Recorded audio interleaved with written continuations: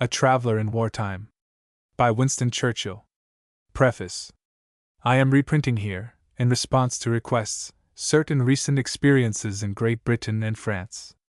These were selected in the hope of conveying to American readers some idea of the atmosphere, of what it is like in these countries under the immediate shadow of the battle clouds.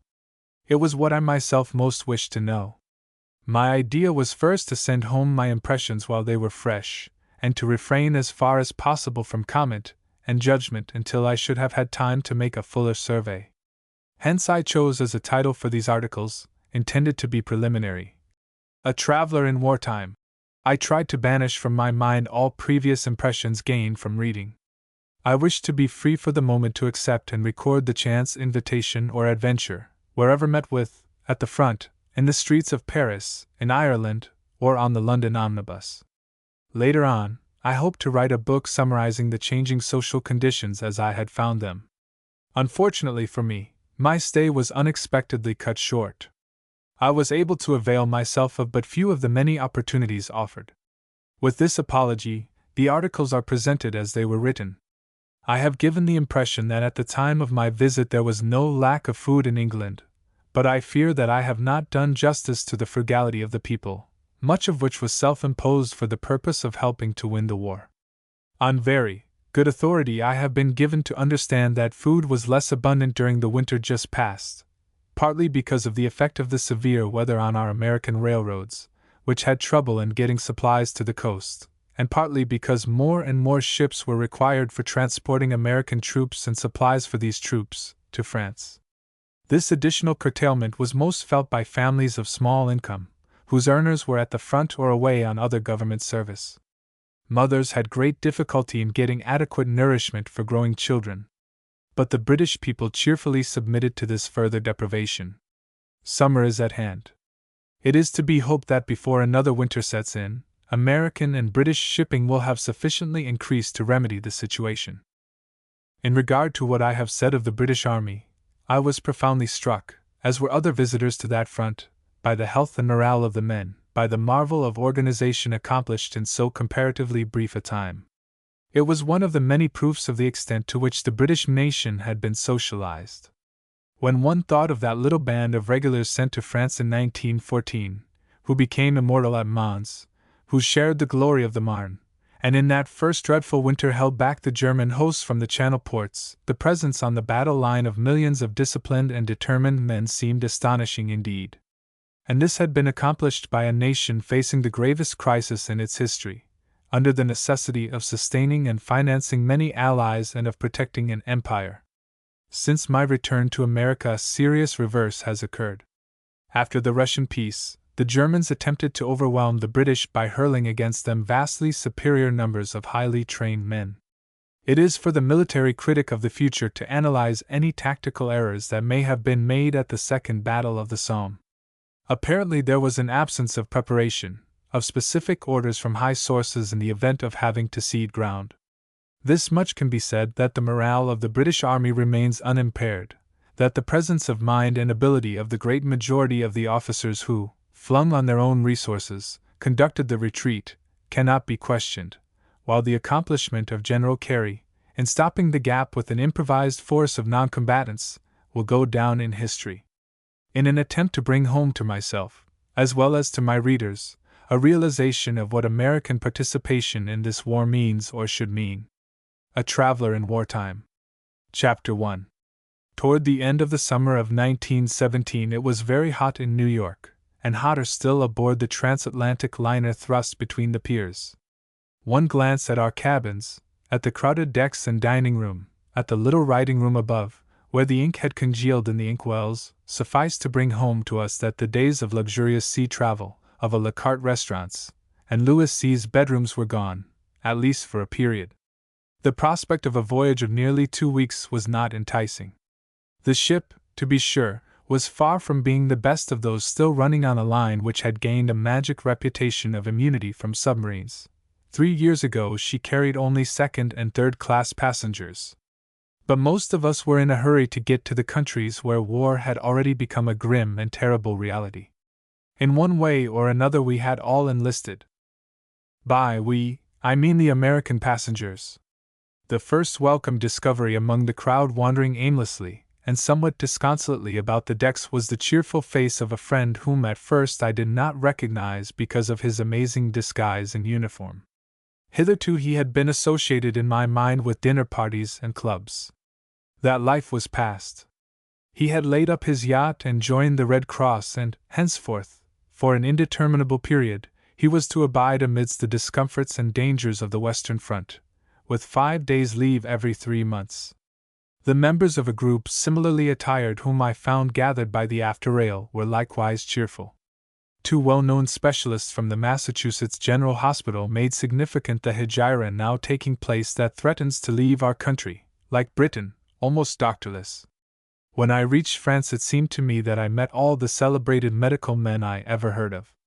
A third in the group was a businessman from the Middle West who had wound up his affairs and left a startled family in charge of a trust company. Though his physical activities had hitherto consisted of an occasional mild game of golf, he wore his khaki like an old campaigner, and he seemed undaunted by the prospect, still somewhat remotely ahead of him, of a winter journey across the Albanian mountains from the Aegean to the Adriatic. After a restless night, we sailed away in the hot dawn of a Wednesday. The shores of America faded behind us, and as the days went by, we had the odd sense of threading uncharted seas. We found it more and more difficult to believe that this empty, lonesome ocean was the Atlantic in the 20th century. Once we saw a four-master, once a shy, silent steamer avoided us, westward bound, and once in mid-ocean, tossed on a sea sun-silvered under a rack of clouds, we overtook a gallant little schooner out of New Bedford or Gloucester, a fourth farer, too. Meanwhile, amongst the Americans, the socializing process had begun. Many elements which in a former stratified existence would never have been brought into contact were fusing by the pressure of a purpose, of a great adventure common to us all. On the upper deck, high above the waves, was a little fumoir which, by some odd trick of association, reminded me of the villa formerly occupied by the Kaiser in Corfu, perhaps because of the faience plaques set in the walls, although I cannot now recall whether the villa has faience plaques or not. The room was, of course, on the order of a French provincial café, and as such delighted the bourgeoisie, monopolizing the alcove tables and joking with the fat steward. Here in this fumoir, lawyers, doctors, business men of all descriptions, newspaper correspondents, movie photographers, and millionaires who had never crossed save in a cabine de luxe, rubbed elbows and exchanged views and played bridge together. There were Y.M.C.A. people on their way to the various camps, reconstruction workers intending to build temporary homes for the homeless French, and youngsters in the uniform of the American Field Service, going over to drive camions and ambulances, many of whom, without undue regret, had left college after a freshman year. They invaded the fumoir, undaunted, to practice atrocious French on the phlegmatic steward. They took possession of a protesting piano in the banal little salon and sang, "We'll not come back till it's over there." And in the evening, on the darkened decks, we listened and thrilled to the refrain. We were Argonauts, even the Red Cross ladies on their way to establish rest camps behind the lines and brave the mud and rains of a winter in eastern France. None, indeed, were more imbued with the forth-faring spirit than these women, who were leaving, without regret, sheltered, comfortable lives to face hardships and brave dangers without a question. And no sharper proof of the failure of the old social order to provide for human instincts and needs could be found than the conviction they gave of new and vitalizing forces released in them. The timidities with which their sex is supposedly encumbered had disappeared, and even the possibility of a disaster at sea held no terrors for them. When the sun fell down into the warm waters of the Gulf Stream and the cabins below were sealed, and thus become insupportable, they settled themselves for the night in their steamer chairs and smiled at the remark of M. Le Commissaire that it was a good season for submarines. The moonlight filtered through the chinks in the burlap shrouding the deck. About 3 a.m. the khaki-clad lawyer from Milwaukee became communicative. The Red Cross ladies produced chocolate. It was the genial hour before the final nap, from which one awoke abruptly at the sound of squeegees and brooms to find the deck a river of sea water, on whose banks a wild scramble for slippers and biscuit boxes invariably ensued. No experience could have been more socializing. "Well, it's a relief," one of the ladies exclaimed, "not to be traveling with half a dozen trunks and a hat box. Oh, yes, I realize what I'm doing. I'm going to live in one of those flimsy portable houses with 20 cots and no privacy and wear the same clothes for months, but it's better than thrashing around looking for something to do and never finding it, never getting anything real to spend one's energy on. I've closed my country house, I've sublet my apartment, I've done with teas and bridge, and I'm happier than I've been in my life even if I don't get enough sleep." Another lady, who looked still young, had 2 sons in the army. "There was nothing for me to do but sit around the house and wait, and I want to be useful. My husband has to stay at home, he can't leave his business. Be useful." There she struck the new and aggressive note of emancipation from the restricted self-sacrifice of the old order, of wider service for the unnamed and the unknown, and above all, for the wider self-realization of which service is but a byproduct. I recall particularly among these women a young widow with an eager look and clear gray eyes that gazed eastward into the unknown with hope renewed. Had she lived a quarter of a century ago, she might have been doomed to slow desiccation. There are thousands of such women in France today, and to them the Great War has brought salvation. From what country other than America could so many thousands of pilgrims, even before our nation had entered the war, have hurried across a wide ocean to take their part? No matter what religion we profess, whether it be Calvinism or Catholicism, we are individualists, pragmatists, empiricists forever. Our faces are set toward strange worlds presently to rise out of the sea and take on form and color and substance, worlds of new aspirations, of new ideas and new values.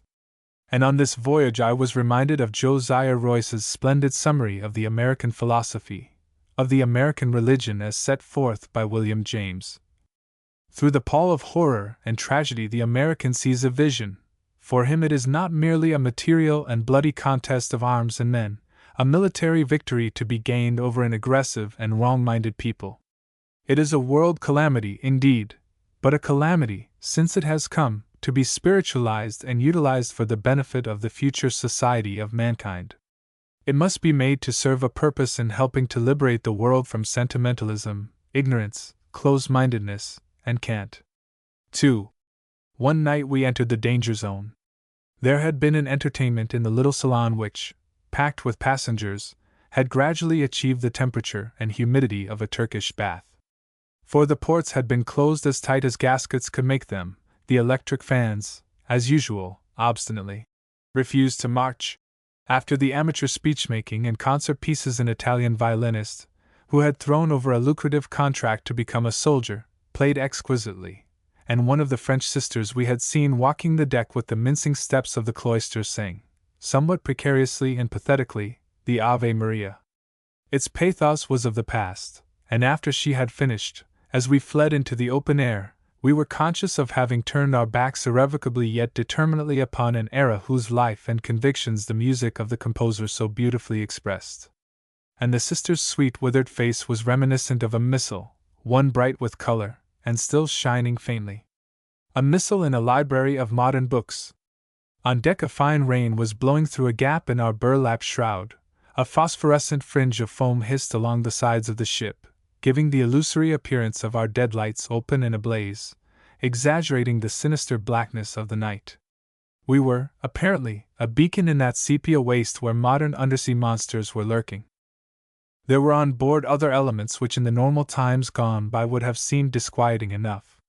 The evening after we had left New York, while we were still off the coast of Long Island, I saw on the poop a crowd of steerage passengers listening intently to harangues by speakers addressing them from the top of a pile of life rafts.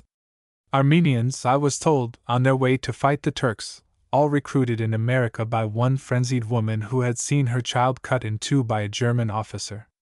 Twilight was gathering as I joined the group. The sea was silvered by the light of an August moon floating serenely between swaying stays. The orator's passionate words and gestures evoked wild responses from his hearers, whom the drag of an ancient hatred had snatched from the peaceful asylum of the West. This smiling, happy folk, which I had seen in our manufacturing towns and cities, were now transformed, atavistic, all save one, a student, who stared wistfully through his spectacles across the waters.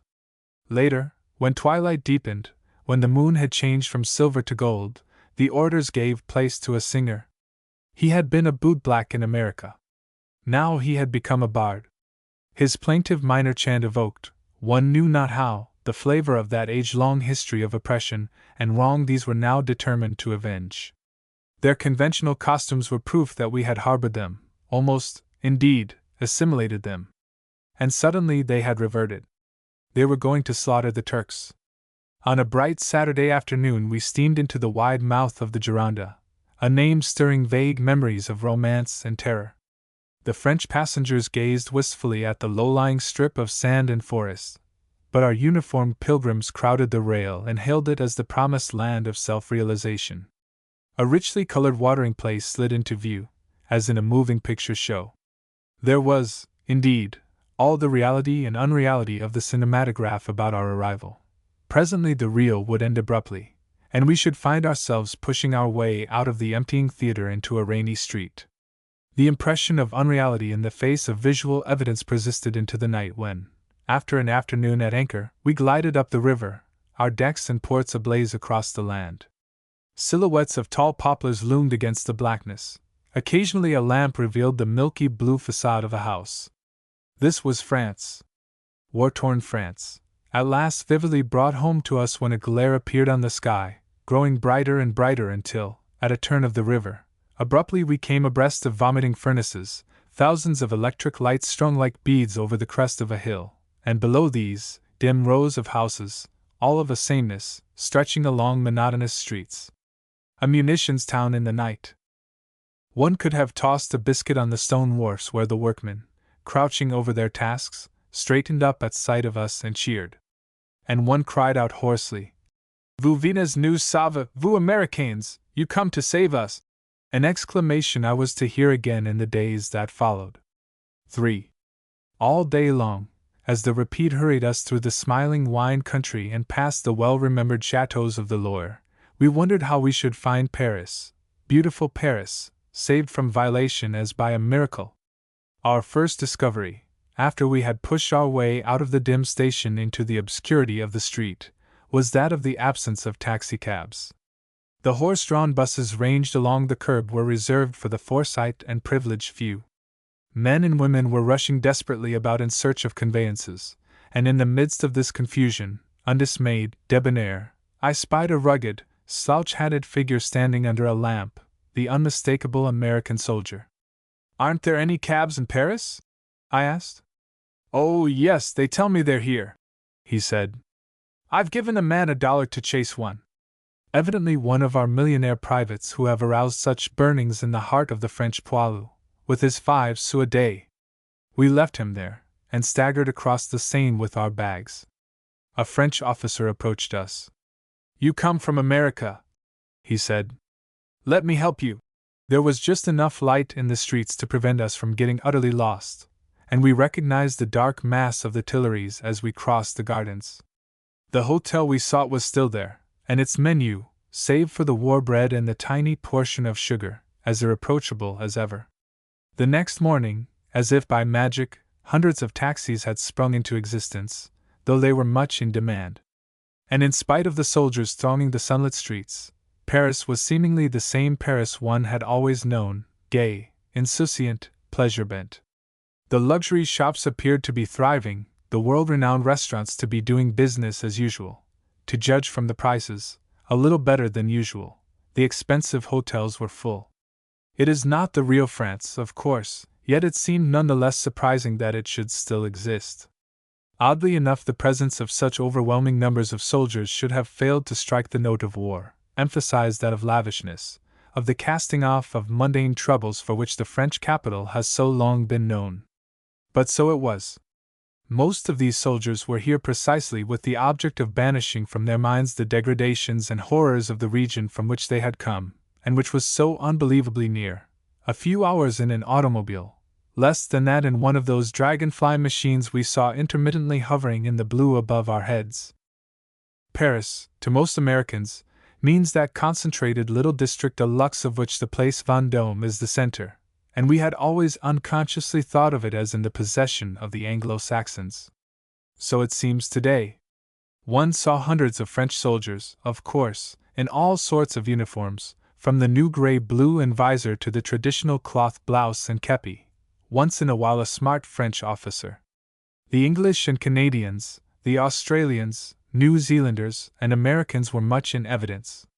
Set them down anywhere on the face of the globe, under any conditions conceivable, and you could not surprise them, such was the impression. The British officers and even the British Tommies were blasé, wearing the air of the semaine anglaise, and the 5 o'clock tea, as the French delight to call it. That these could have come direct from the purgatory of the trenches seemed unbelievable. The Anzacs, with looped-up hats, strolled about, enjoying themselves, halting before the shops in the Rue de la Paix to gaze at the priceless jeweler there, or stopping at a sidewalk cafe to enjoy a drink. Our soldiers had not seen the front. Many of them, no doubt, were on leave from the training camps, others were on duty in Paris, but all seemed in a hurry to get somewhere, bound for a definite destination. They might have been in New York or San Francisco. It was a novel sight, indeed, to observe them striding across the Place Vendôme without so much as deigning to cast a glance at the column dedicated to the great emperor who fought that other world war a century ago, to see our square-shouldered officers hustling around corners in Ford and Packard automobiles. And the atmosphere of our communication headquarters was so essentially one of getting things done, as to make one forget the medieval narrowness of the Rue Saint-Anne and the inconvenient French private dwelling arrangements of the house. You were transported back to America. Such, too, was the air of our Red Cross establishment in the ancient building facing the Place de la Concorde, where the unfortunate Louis lost his head. History had been thrust into the background. I was never more aware of this than when, shortly after dawn Wednesday, the massive grey pile of the Palace of Versailles suddenly rose before me. As the motor shot through the empty Place d'Armes, I made a desperate attempt to summon again a vivid impression, when I had first stood there many years ago, of an angry Paris mob beating against that grille, of the Swiss guards dying on the stairway for their queen. But it was no use. France has undergone some subtle change, yet I knew I was in France. I knew it when we left Paris and sped through the dim leafy tunnels of the Bois, when I beheld a touch of filtered sunlight on the dense blue thatch of the Mariniers behind the walls of a vast estate once dedicated to the sports and pleasures of kings, when I caught glimpses of silent chateaux mirrored in still waters. I was on my way, with one of our naval officers, to visit an American naval base on the western coast. It was France, but the laughter had died on her lips. A few women and old men and children were to be seen in the villages, a bent figure in a field, an occasional cart that drew aside as we hurried at 80 kilometers an hour along deserted routes drawn as with a ruler across the land. Sometimes the road dipped into a canyon of poplars, and the sky between their crests was a tiny strip of mottled blue and white. The sun crept in and out, the clouds cast shadows on the hills. Here and there the tower of lonely church or castle broke the line of a distant ridge. Morning glories nodded over lodge walls where the ivy was turning crimson, and the little gardens were masses of colors, French colors like that in the beds of the Tuileries, brick-red geraniums and dahlias, yellow marigolds and purple asters. We lunched at one of the little inns that for generations have been tucked away in the narrow streets of provincial towns, this time a cheval blanc, with an unimposing front and a blaze of sunshine in its heart. After a déjeuner fit for the most exacting of bon viveurs, we sat in that courtyard and smoked, while an ancient waiter served us with coffee that dripped through silver percolators into our glasses. The tourists have fled. If happily you should come again, monsieur, said Madame, as she led me with pardonable pride through her immaculate bedrooms and salons with wavy floors. And I dwelt upon a future holiday there, on the joys of sharing with a friend that historic place. The next afternoon I lingered in another town, built on a little hill ringed about with ancient walls, from whose battlements tide-veined marshes stretched away to a gleaming sea. A figure flitting through the cobbled streets, a woman in black who sat sewing in a window, only served to heighten the impression of emptiness, to give birth to the odd fancy that some alchemic quality in the honeyed sunlight now steeping it must have preserved the place through the ages. but in the white clothes surrounding the church were signs that life still persisted. A peasant was drawing water at the pump, and the handle made a noise. A priest chatted with 3 French ladies who had come over from a neighboring seaside resort. And then a woman in deep mourning emerged from a tiny shop and took her bicycle from against the wall and spoke to me. "Vous êtes Américain, monsieur?" I acknowledged it. "Vous venez nous sauver?" The same question I had heard on the lips of the workmen in the night. "I hope so, madam," I replied, and would have added, "We come also to save ourselves." She looked at me with sad, questioning eyes, and I knew that for her, and alas for many like her, we were too late. When she had mounted her wheel and ridden away, I bought a Matin and sat down on a doorstep to read about Kerensky and the Russian Revolution. The thing seemed incredible here.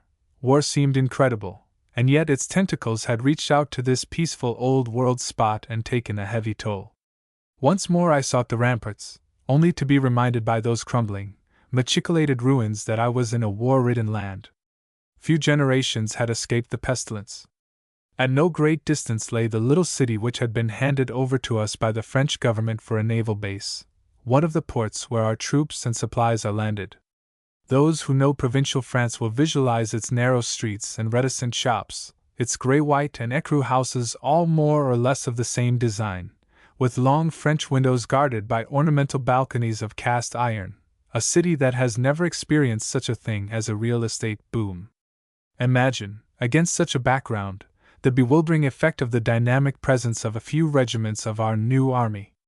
It is a curious commentary on this war that one does not think of these young men as soldiers, but as citizens engaged in a scientific undertaking of a magnitude unprecedented. You come unexpectedly upon truckloads of tanned youngsters, whose features, despite flannel shirts and campaign hats, summon up memories of Harvard Square and the Yale Yard, of campuses at Berkeley and Ithaca. The youthful drivers of these camions are alert, intent, but a hard day's work on the docks by no means suffices to dampen the spirits of the passengers, who whistle ragtime airs as they bump over the cobbles. And the note they strike is presently sustained by a glimpse, on a siding, of an efficient-looking Baldwin, ranged alongside several of the tiny French locomotives of yesterday, sustained, too, by an acquaintance with the young colonel in command of the town. Though an officer of the regular army, he brings home to one the fact that the days of the military martinet have gone forever. He is military, indeed erect and soldierly, but fortune has amazingly made him a mayor and an autocrat, a builder, and in some sense a railway manager and superintendent of docks. And to these functions have been added those of police commissioner, of administrator of social welfare and hygiene. It will be a comfort to those at home to learn that their sons in our army in France are cared for as no enlisted men have ever been cared for before. 4. By the end of September I had reached England, eager to gain a fresh impression of conditions there. The weather in London was mild and clear. The third evening after I had got settled in one of those delightfully English hotels in the heart of the city, yet removed from the traffic, with letter-boxes that still bear the initials of Victoria, I went to visit some American naval officers in their sitting room on the ground floor. The cloth had not been removed from the dinner table, around which we were chatting, when a certain strange sound reached our ears, a sound not to be identified with the distant roar of the motor buses in Pall Mall, nor with the sharp bark of the taxi horns, although not unlike them. We sat listening intently, and heard the sound again. "The Germans have come," one of the officers remarked, as he finished his coffee. The other looked at his watch. It was 9 o'clock. "They must have left their lines about 7, he said. In spite of the fact that our newspapers at home had made me familiar with these aeroplane raids, as I sat there, amidst those comfortable surroundings, the thing seemed absolutely incredible. To fly 150 miles across the Channel and southern England, bomb London, and fly back again by midnight. We were going to be bombed. The anti-aircraft guns were already searching the sky for the invaders. It is sinister, and yet you are seized by an overwhelming curiosity that draws you, first to pull aside the heavy curtains of the window, and then to rush out into the dark street, both proceedings in the worst possible form. The little street was deserted, but in Pall Mall the dark forms of buses could be made out scurrying for shelter. One wondered where.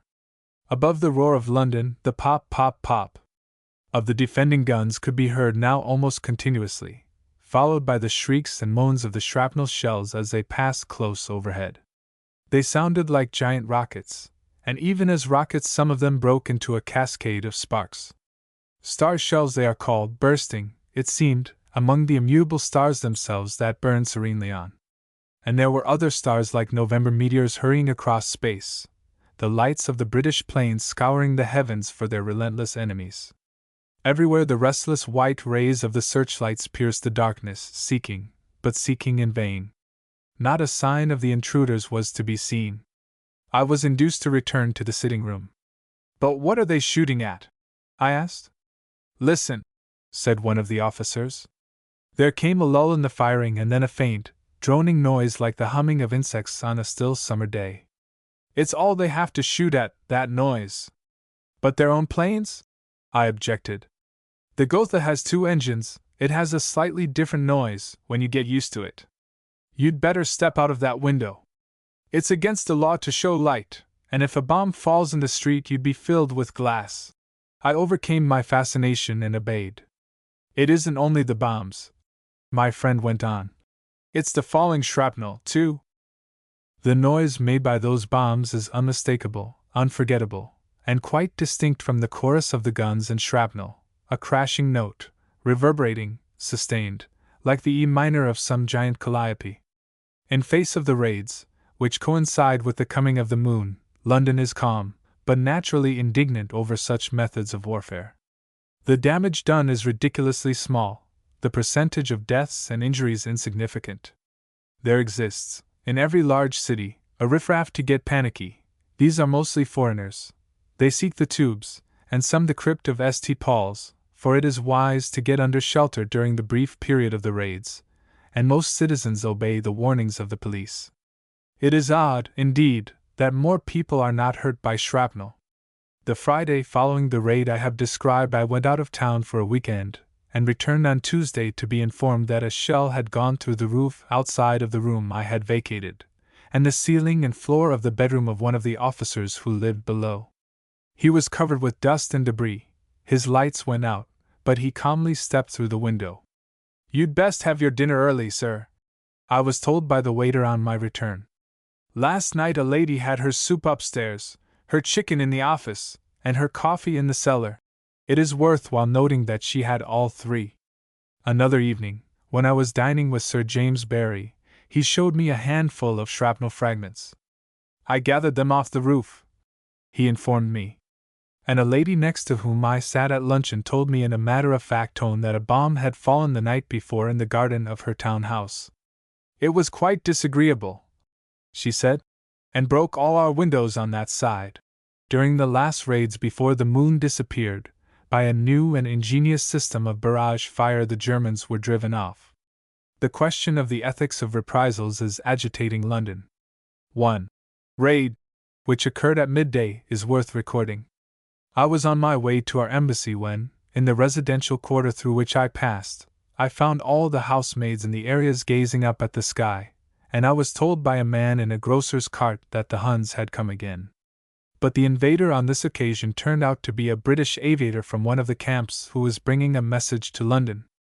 The warmth of his reception was all that could be desired, and he alighted hastily in the first open space that presented itself. Looking back to the time when I left America, I can recall the expectation of finding a Briton beginning to show signs of distress. I was prepared to live on a small ration. And the impression of the scarcity of food was seemingly confirmed when the table was being set for the first meal at my hotel, when the waiter, who chanced to be an old friend, pointed to a little bowl half full of sugar, and exclaimed, "I ought to warn you, sir, it's all you're to have for a week, and I'm sorry to say you're only allowed a bit of bread, too." It is human perversity to want a great deal of bread when bread becomes scarce, even war bread, which, by the way, is better than white. But the rest of the luncheon, when it came, proved that John Bull was under no necessity of stinting himself. Save for wheat and sugar, he is not in want. Everywhere in London you are confronted by signs of an incomprehensible prosperity. Everywhere, indeed, in Great Britain. There can be no doubt about that of the wage earners. Nothing like it has ever been seen before. One sure sign of this is the phenomenal sale of pianos to households whose occupants had never dreamed of such luxuries. And not once, but many times, have I read in the newspapers of workingmen's families of 4 or 5 which are gaining collectively more than £500 a year. The economic and social significance of this tendency, the new attitude of the working classes, the ferment it is causing need not be dwelt upon here. That England will be a changed England is unquestionable. The London theatres are full, the movies crowded, and you have to wait your turn for a seat at a restaurant. Bond Street and Piccadilly are doing a thriving business, never so thriving, you are told, and presently you are willing to believe it. The vendor beggars, so familiar a sight a few years ago, have all but disappeared, and you may walk from Waterloo Station to the Haymarket without so much as meeting a needy soul anxious to carry your bag. Taxicabs are in great demand. And one odd result of the scarcity of what the English are pleased to call petrol, by which they mean gasoline, is the reappearance of that respectable, but almost obsolete animal, the family carriage horse, of that equally obsolete vehicle, the Victoria. The men on the box are invariably in black. In spite of taxes to make the hair of an American turn gray, in spite of lavish charities, the wealthy classes still seem wealthy, if the expression may be allowed. That they are not so wealthy as they were goes without saying. In the country houses of the old aristocracy the most rigid economy prevails.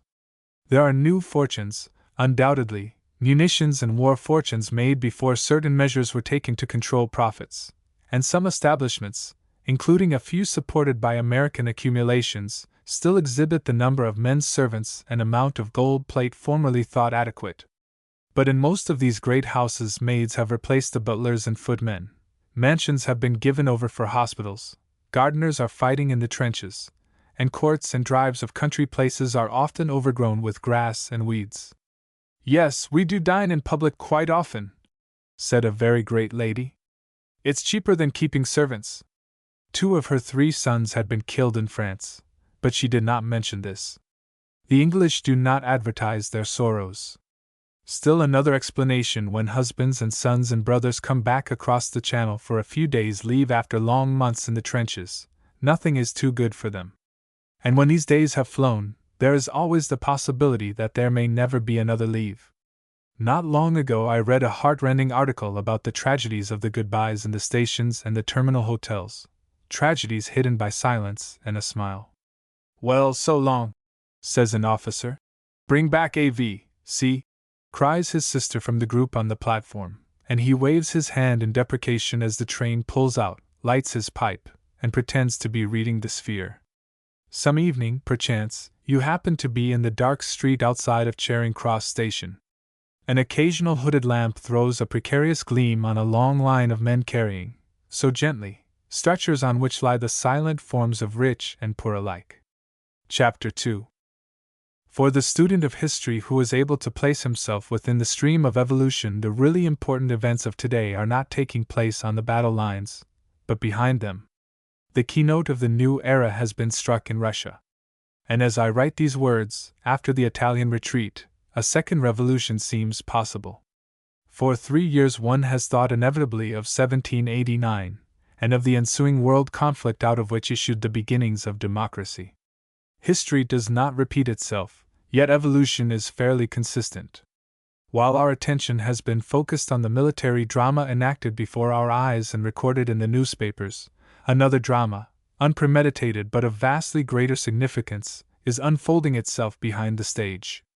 Never in the history of the world were generals and admirals, statesmen and politicians so sensitive to or concerned about public opinion as they are today. From a military point of view, the situation of the Allies at the present writing is far from reassuring. Germany and her associates have the advantage of interior lines, of a single dominating and purposeful leadership, while our 5 big nations, democracies or semi-democracies, are stretched in a huge ring with precarious connections on land, with the submarine alert on the sea. Much of their territory is occupied. They did not seek the war. They still lack coordination and leadership in waging it. In some of these countries, at least, politicians and statesmen are so absorbed by administrative duties, by national rather than international problems, by the effort to sustain themselves, that they have little time for allied strategy. Governments rise and fall, familiar names and reputations are juggled about like numbered balls in a shaker, come to the top to be submerged again in a new immute.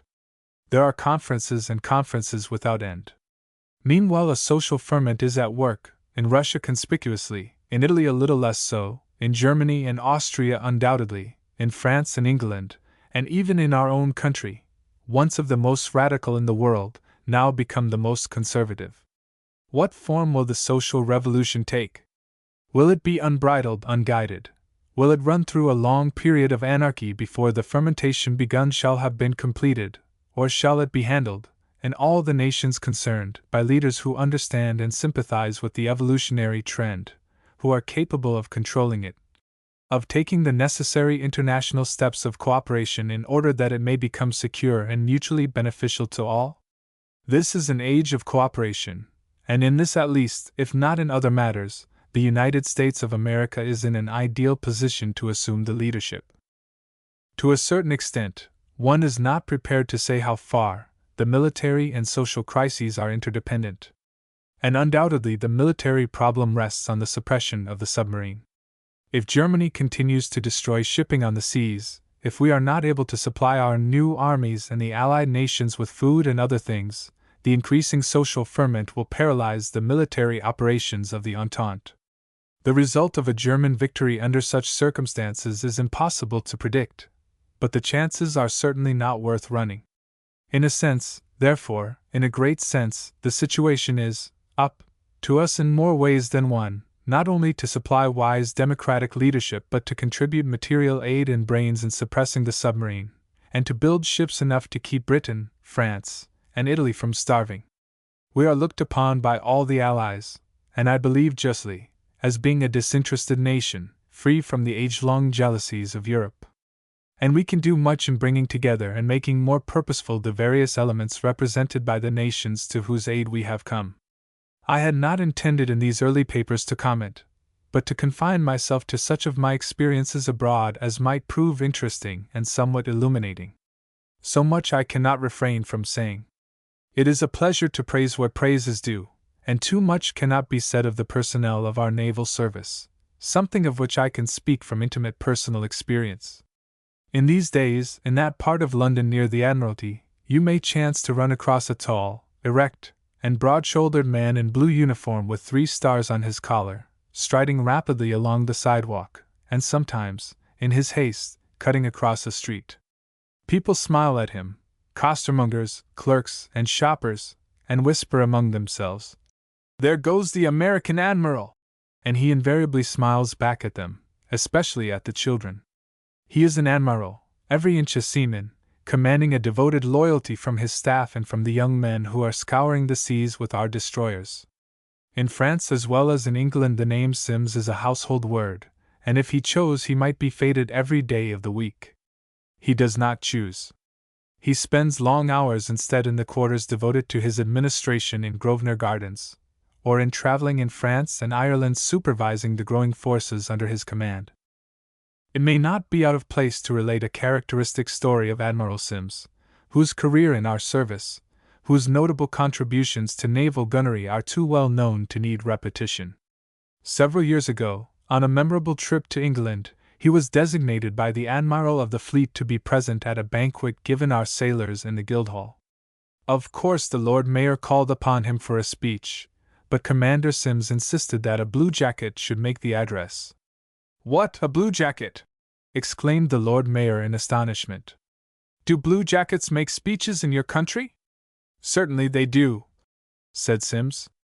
"Now there's a fine-looking man over there, a quartermaster on my ship. Let's call on him and see what he has to say." The quartermaster, duly summoned, rose with aplomb and delivered himself of a speech that made the hall ring, that formed the subject of a puzzled and amazed comment by the newspapers of the British capital. Nor was it ever divulged that Commander Sims had foreseen the occasion and had picked out the impressive quartermaster to make a reputation for oratory for the enlisted force. As a matter of fact, It is no exaggeration to add that there were and are other non-commissioned officers and enlisted men in the service who could have acquitted themselves equally well. One has only to attend some of their theatrical performances to be assured of it.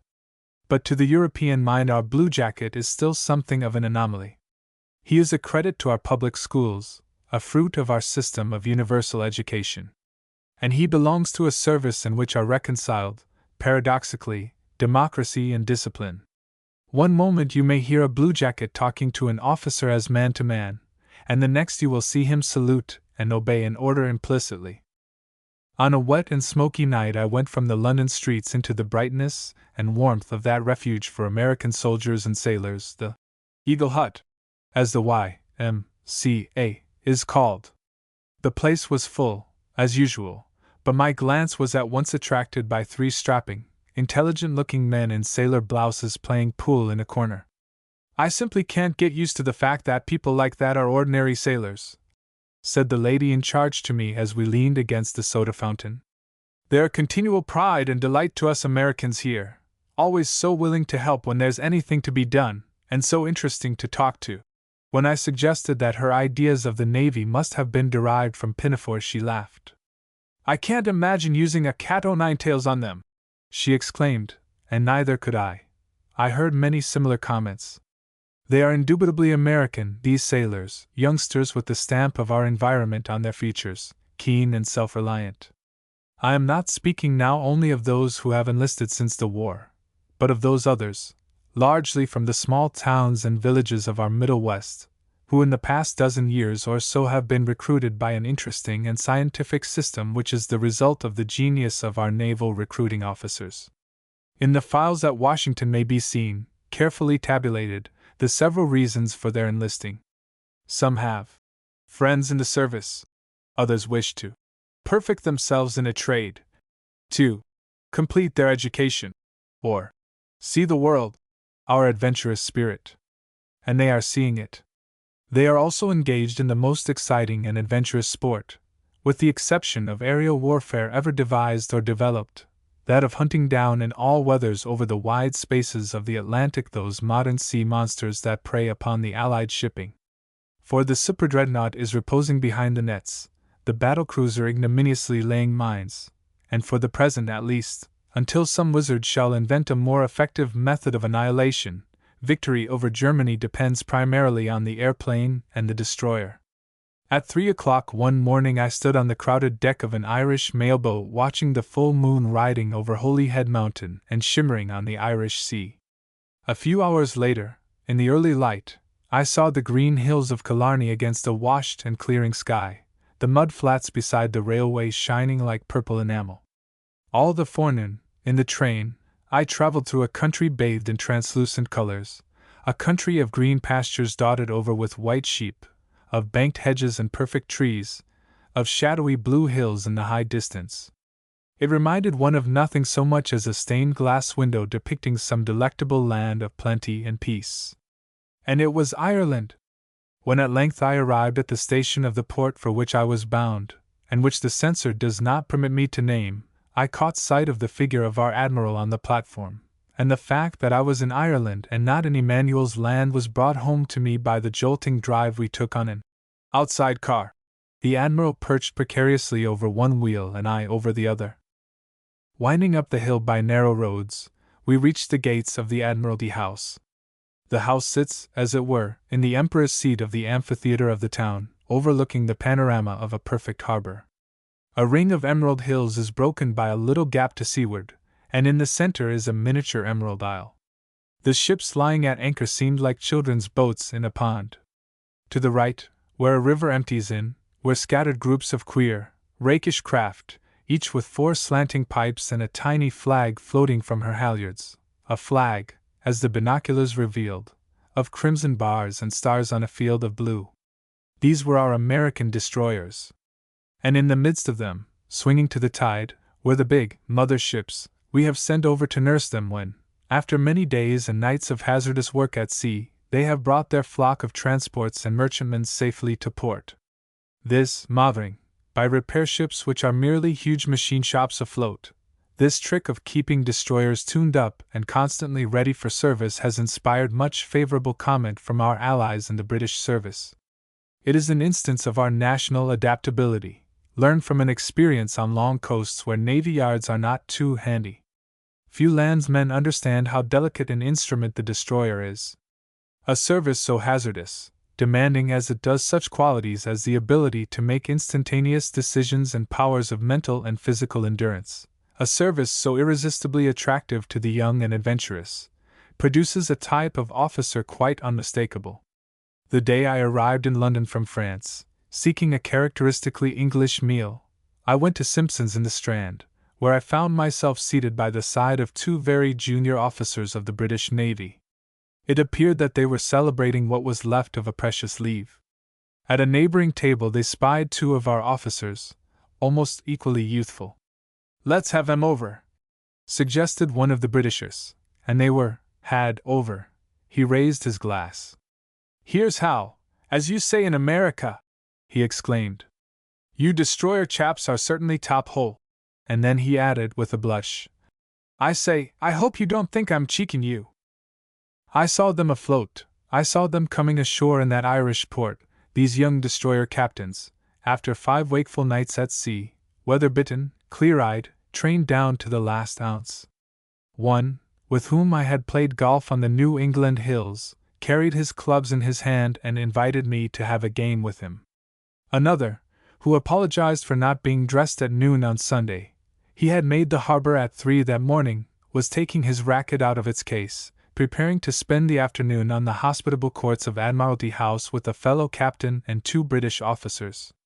He was ashamed of his late rising, but when it was suggested that some sleep was necessary, he explained that, on the trip just ended, it wasn't only the submarines that kept him awake. "When these craft get jumping about in a seaway, you can't sleep even if you want to." He who has had experience with them knows the truth of this remark. Incidentally, though he did not mention it, this young captain was one of 3 who had been recommended by the British Admiral to his government for the Distinguished Service Order. The captain's report, which I read, is terse, and needs to be visualized. There is simply a statement of the latitude and longitude, the time of day, the fact that the wave of a periscope was sighted at 1,500 yards by the quartermaster first class on duty, general quarters rung, the executive officer signals full speed ahead, the commanding officer takes charge and maneuvers for position, and then something happens which the censor may be fussy about mentioning. At any rate, oil and other things rise to the surface of the sea, and the Germans are minus another submarine. The chief machinist's mate, however, comes in for special mention. It seems that he ignored the ladder and literally fell down the hatch, dislocating his shoulder but getting the throttle wide open within 5 seconds.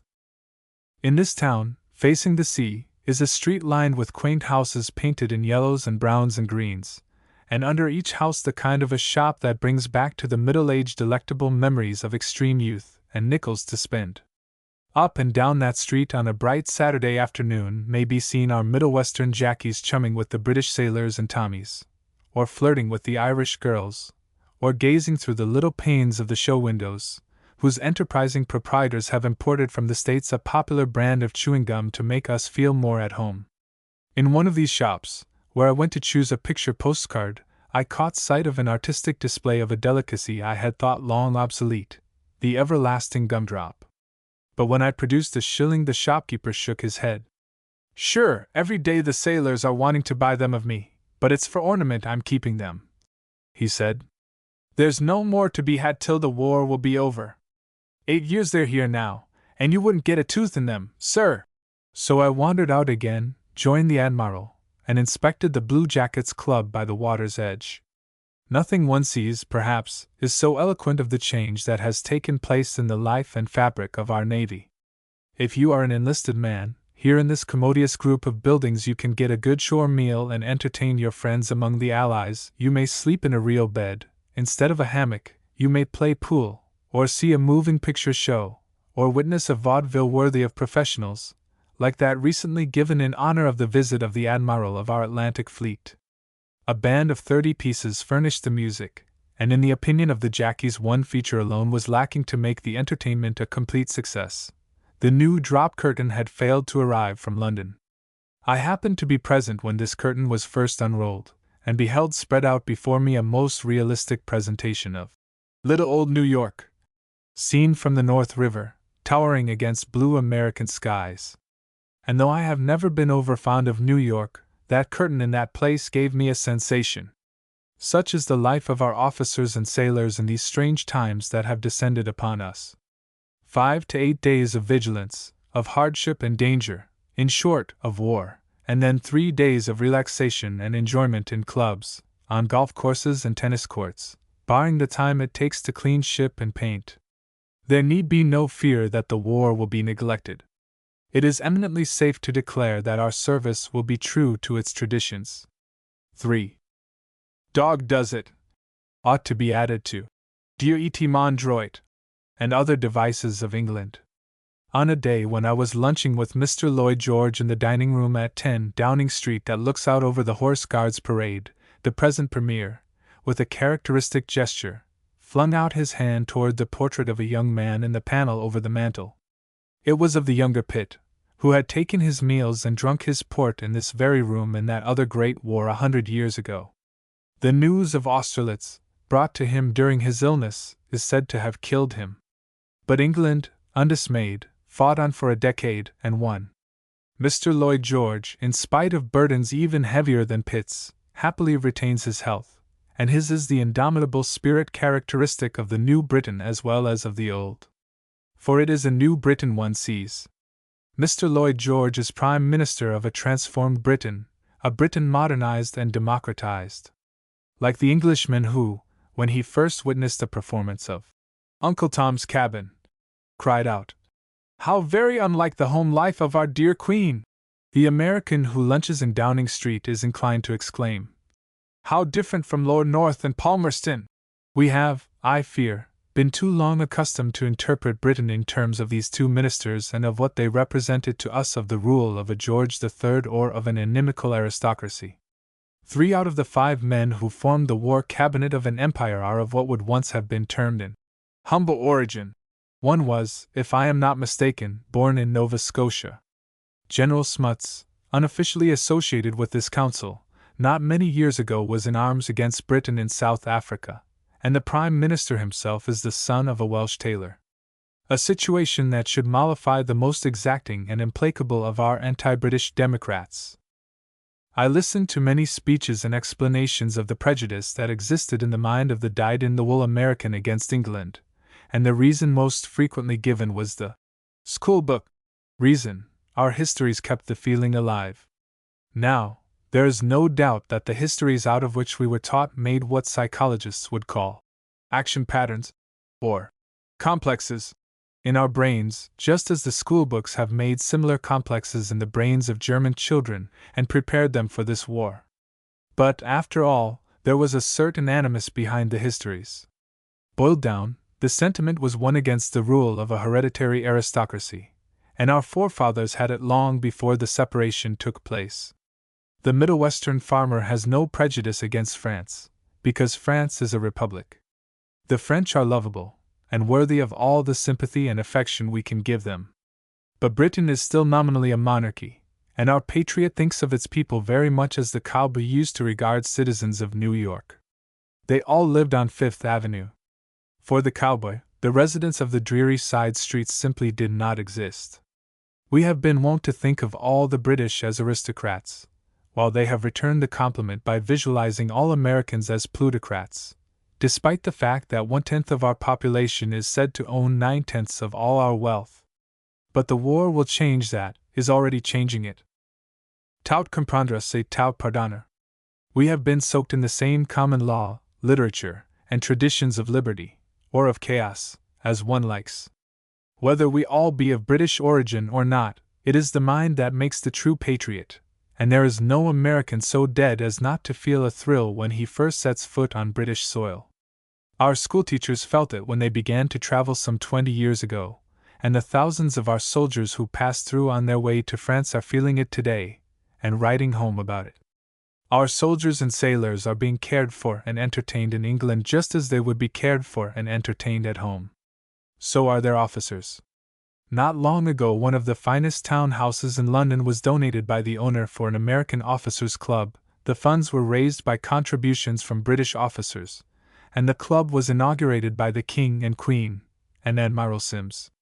Hospitality and goodwill have gone much further than this. Anyone who knows London will understand the sacredness of those private squares, surrounded by proprietary residences, where every tree and every blade of grass has been jealously guarded from intrusion for a century or more. And of all these squares, that of St. James's is perhaps the most exclusive, and yet it is precisely in St. James's there is to be built the first of those hotels designed primarily for the benefit of American officers, where they can get a good room for 5 shillings a night and breakfast at a reasonable price. One has only to sample the wartime prices of certain hostelries to appreciate the value of this. On the first of 4 unforgettable days during which I was a guest behind the British lines in France, the officer who was my guide stopped the motor in the street of an old village, beside a courtyard surrounded by ancient barns. "There are some of your Americans," he remarked. I had recognized them, not by their uniforms but by their type. Despite their costumes, which were negligible, they were eloquent of college campuses in every one of our 48 states, lean, thin-hipped, alert. The persistent rains had ceased, a dazzling sunlight made that beautiful countryside as bright as a colored picture postcard, but a riotous cold gale was blowing, yet all wore cotton trousers that left their knees as bare as Highlanders' kilts. Above these some had on sweaters, others brown khaki tunics, from which I gathered that they belonged to the officers' training corps. They were drawn up on 2 lines facing each other with fixed bayonets, a grim look on their faces that would certainly have put any Hun to flight. Between the files stood an unmistakable gypling sergeant with a crimson face and a bristling little chestnut mustache, talking like a machine gun. "Now then, not too liddy-like, there's a Boche in front of you. Run him through. Now then." The lines surged forward, out went the bayonets, first a long thrust and then the short, and then a man's gun was seized and by a swift backward twist of the arm he was made helpless. "Do you feel it?" asked the officer, as he turned to me. I did. "Up and down your spine," he added, and I nodded. "Those chaps will do," he said. He had been through that terrible battle of the Somme, and he knew. So had the sergeant. Presently came a resting spell. One of the squad approached me, whom I recognized as a young man I had met in the Harvard Union. "If you write about this," he said, "just tell our people that we're going to take that sergeant home with us when the war's over. He's too good to lose." 4. It is trite to observe that democracies are organized, if, indeed, they are organized at all, not for war but for peace. And nowhere is this fact more apparent than in Britain. Even while the war is in progress has that internal democratic process of evolution been going on, presaging profound changes in the social fabric. And these changes must be dealt with by statesmen, must be guided with one hand while the war is being prosecuted with the other. The task is colossal. In no previous war have the British given more striking proof of their inherent quality of doggedness. Greatness, as Confucius said, does not consist in never falling, but in rising every time you fall. The British speak with appalling frankness of their blunders. They are fighting, indeed, for the privilege of making blunders, since out of blunders arise new truths and discoveries not contemplated in German philosophy. America must now contribute what Britain and France, with all their energies and resources and determination, have hitherto been unable to contribute. It must not be men, money, and material alone, but some quality that America has had in herself during her century and a half of independent self-realization. Mr. Chesterton, in writing about the American Revolution, observes that the real case for the colonists is that they felt that they could be something which England would not help them to be. It is, in fact, the only case for separation. What may be called the English tradition of democracy, which we inherit, grows through conflicts and differences, through experiments and failures and successes, toward an intellectualized unity, experiments by states, experiments by individuals, a widely spread development, and new contributions to the whole. Democracy has arrived at the stage when it is ceasing to be national and selfish. It must be said of England, in her treatment of her colonies subsequent to our Revolution, that she took this greatest of all her national blunders to heart. As a result, Canada and Australia and New Zealand have sent their sons across the seas to fight for an empire that refrains from coercion, while, thanks to the policy of the British Liberals, which was the expression of the sentiment of the British nation, we have the spectacle today of a Botha and a Smuts fighting under the Union Jack. And how about Ireland? England has blundered there, and she admits it freely. They exist in England who cry out for the coercion of Ireland, and who at times have almost had their way. But to do this, of course, would be a surrender to the German contentions, an acknowledgement of the wisdom of the German methods against which she is protesting with all her might. Democracy, apparently, must blunder on until that question, too, is solved. Many of those picturesque features of the older England, that stir us by their beauty and by the sense of stability and permanence they convey, will no doubt disappear or be transformed. I am thinking of the great estates, some of which date from Norman times. I am thinking of the aristocracy, which we Americans repudiated in order to set up a plutocracy instead. Let us hope that what is fine in it will be preserved, for there is much. By the theory of the British Constitution, that unwritten but very real document, in return for honors, emoluments, and titles, the burden of government has hitherto been thrown on a class. Nor can it be said that they have been untrue to their responsibility. That class developed a tradition and held fast to it, and they had a foreign policy that guided England through centuries of greatness. Democracy too must have a foreign policy, a tradition of service, a trained if not hereditary group to guide it through troubled waters. Even in an intelligent community there must be leadership. And if the world will no longer tolerate the old theories, a tribute may at least be paid to those who from conviction upheld them, who ruled, perhaps in affluence, yet were also willing to toil and, if need be, to die for the privilege. One Saturday afternoon, after watching for a while the boys playing fives and football and romping over the green lawns at Eton, on my way to the headmaster's rooms I paused in one of the ancient quads.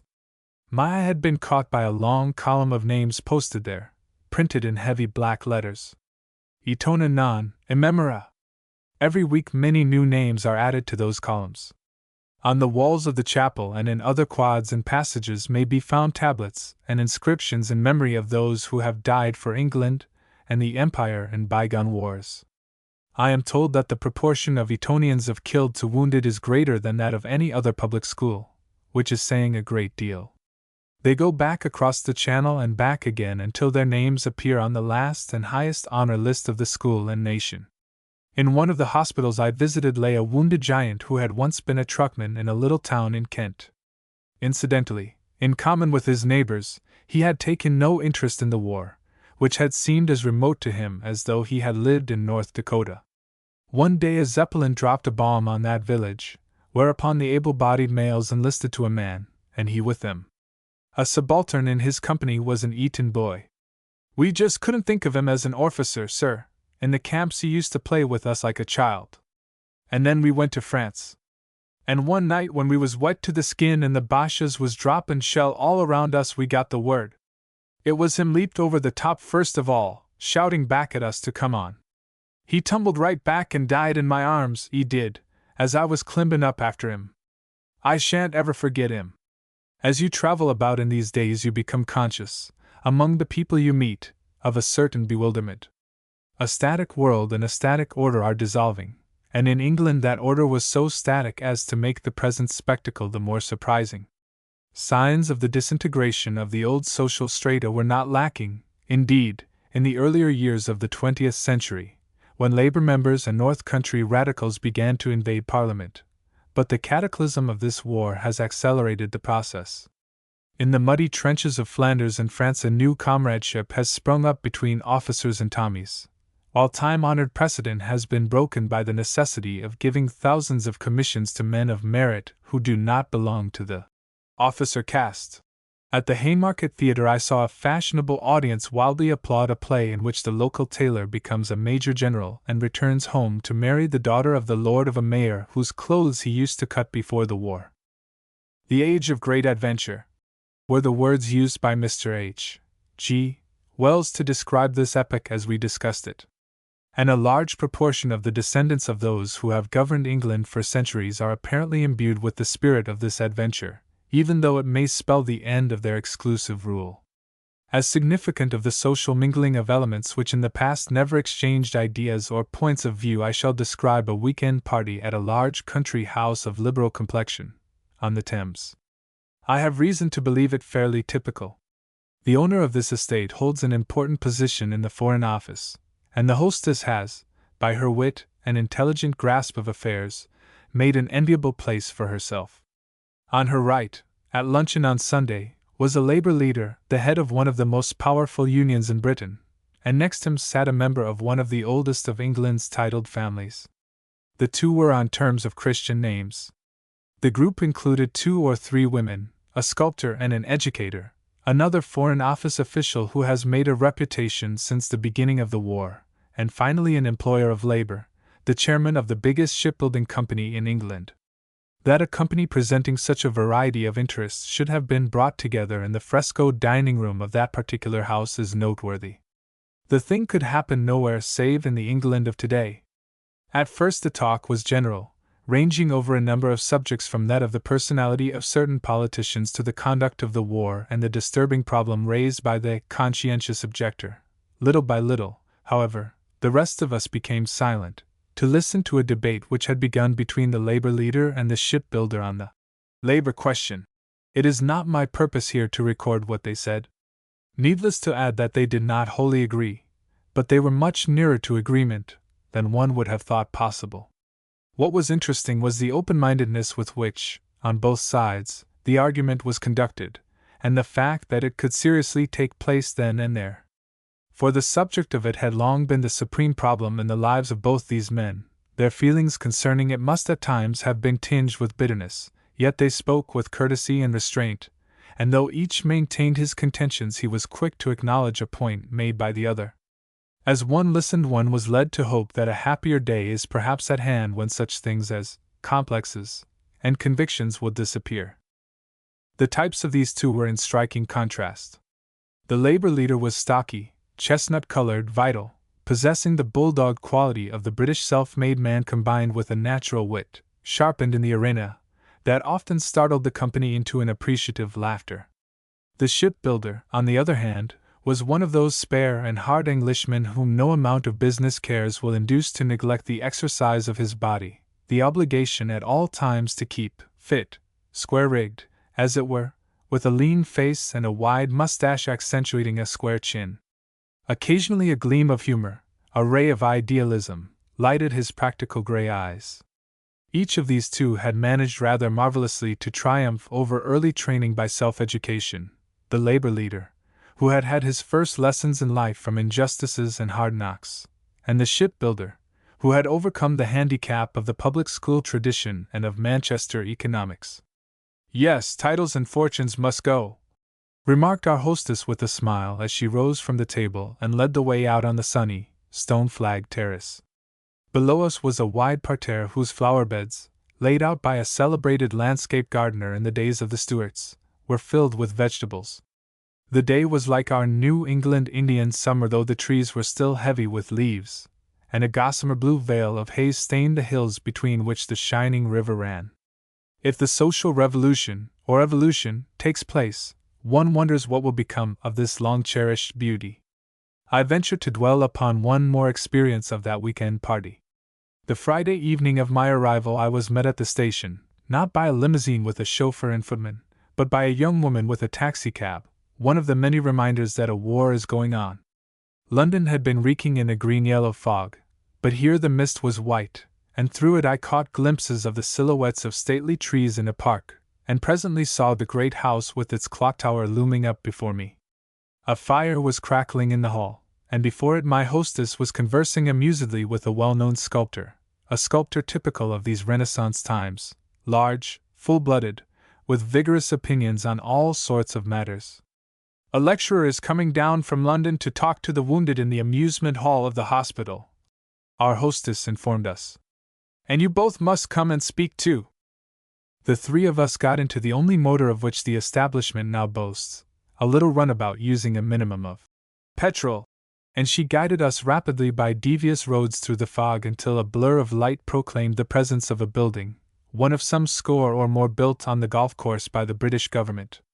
I have not space here to describe that hospital, which is one of the best in England, but it must be observed that its excellence and the happiness of its inmates are almost wholly due to the efforts of the lady who now conducted us across the stage of the amusement hall, where all the convalescents who could walk or who could be rolled thither in chairs were gathered. The lecturer had not arrived, but the lady of the manor seated herself at the speaker's table, singling out Scotch wits in the audience, for whom she was more than a match, while the sculptor and I looked on and grinned and resisted her blandishments to make speeches. When at last the lecturer came, he sat down informally on the table with one foot hanging in the air and grinned, too, at her bantering but complimentary introduction. It was then I discovered for the first time that he was one of the best educational experts of that interesting branch of the British government, the Department of Reconstruction, whose business it is to teach the convalescents the elements of social and political science. This was not to be a lecture, he told them, but a debate in which every man must take a part. And his first startling question was this: why should Mr. Lloyd George, instead of getting £5,000 a year for his services as Prime Minister, receive any more than a common labourer? The question was a poser. The speaker folded his hands and beamed down at them. He seemed fairly to radiate benignity.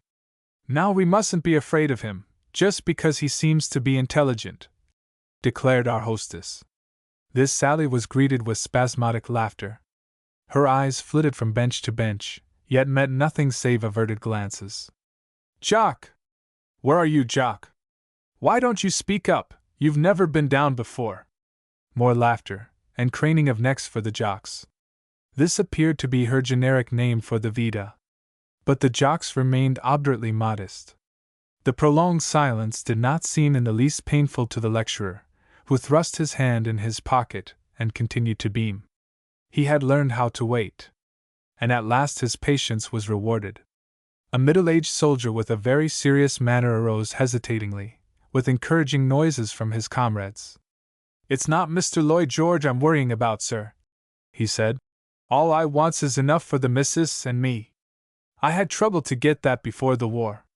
Cries of, "Here! Here!" Why did you have trouble? Inquired the lecturer mildly. The wages was too low. And why were the wages too low? You've got me there. I hadn't thought. But isn't it your business as a voter to think? Asked the lecturer. That's why the government is sending me here, to start you to thinking, to remind you that it is you soldiers who will have to take charge of this country and run it after the war is over. And you won't be able to do that unless you think, and think straight. We've never been taught to think, was the illuminating reply. And if we do think, we've never been educated to express ourselves, same as you, shouted another man, in whom excitement had overcome timidity.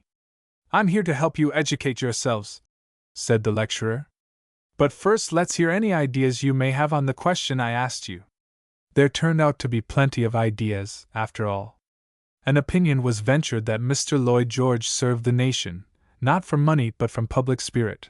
A conservative insisted that ability should be rewarded and rewarded well, whereupon ensued one of the most enlightening discussions, not only as a revelation of intelligence, but of complexes and obsessions pervading many of the minds in whose power lies the ultimate control of democracies. One, for instance, declared that, if every man went to church proper of a Sunday and minded his own business, the country would get along well enough. He was evidently of the opinion that there was too much thinking and not enough of what he would have termed religion. Gradually that audience split up into liberals and conservatives, and the liberals noticeably were the younger men who had had the advantages of better board schools, who had formed fewer complexes and had had less time in which to get them set.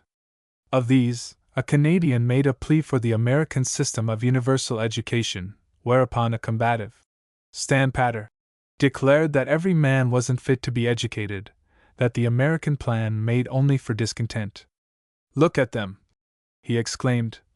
They're never satisfied to stay in their places. This provoked laughter, but it was too much for the sculptor, and for me. We both broke our vows and made speeches in favor of equality and mental opportunity, while the lecturer looked on and smiled. Mr. Lloyd George and his salary were forgotten. By some subtle art of the chairman, the debate had been guided to the very point where he had from the first intended to guide it, to the burning question of our day: education as the true foundation of democracy. Perhaps, after all, this may be our American contribution to the world's advance. As we walked homeward through the fog, I talked to him of Professor Dewey's work and its results, while he explained to me the methods of the Reconstruction Department. "Out of every audience like that we get a group and form a class," he said. "They're always a bit backward at first, just as they were tonight, but they grow very keen. We have a great many classes already started, and we see to it that they are provided with textbooks and teachers. Oh no, it's not propaganda," he added in answer to my query. "All we do is to try to give them facts in such a way as to make them able to draw their own conclusions and join any political party they choose, just so they join one intelligently." I must add that before Sunday was over he had organized his class and arranged for their future instruction. Chapter 3. I would speak first of a contrast, and yet I have come to recognize how impossible it is to convey to the dweller in America the difference in atmosphere between England and France on the one hand and our country on the other. And when I use the word atmosphere, I mean the mental state of the peoples as well as the weather and the aspect of the skies. I have referred in another article to the anxious, feverish prosperity one beholds in London and Paris, to that apparent indifference, despite the presence on the streets of crowds of soldiers, to the existence of a war of which one is ever aware. Yet, along with this, one is ever conscious of pressure. The air is heavy, there is a corresponding lack of the buoyancy of mind which is the normal American condition. Perhaps, if German troops occupied New England and New York, our own mental barometer might be lower. It is difficult to say. At any rate, after an ocean voyage of 9 days, one's spirits rise perceptibly as the ship nears Nantucket, and the icy bright sunlight of New York Harbor, the sight of the buildings aspiring to blue skies, restore the throbbing optimism which with us is normal. And it was with an effort, when I talked to the reporters on landing, that I was able to achieve and express the pessimism and darkness out of which I had come. Pessimism is perhaps too strong a word, and takes no account of the continued unimpaired morale and determination of the greater part of the British and French peoples. They expect much from us. Yet the impression was instantaneous, when I set forth in the streets of New York, that we had not fully measured the magnitude of our task, an impression that has been amply confirmed as the weeks have passed.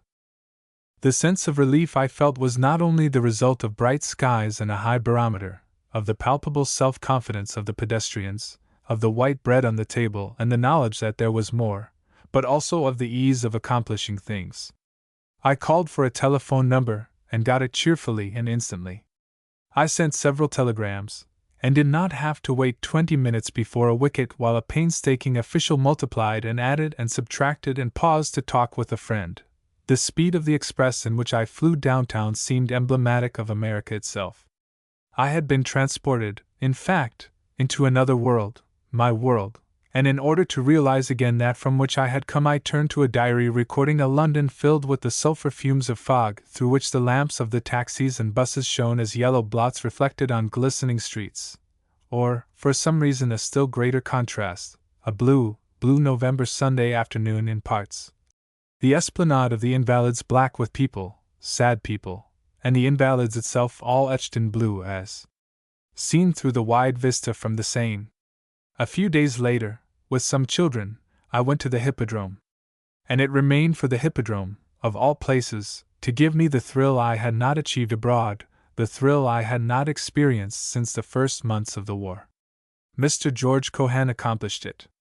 The transport was steam up, is ready to leave the wharf, the khaki-clad regiment of erect and vigorous young Americans marches across the great stage, and the audience strains forward and begins to sing, under its breath, the words that proclaim, as nothing else perhaps proclaims, how America feels.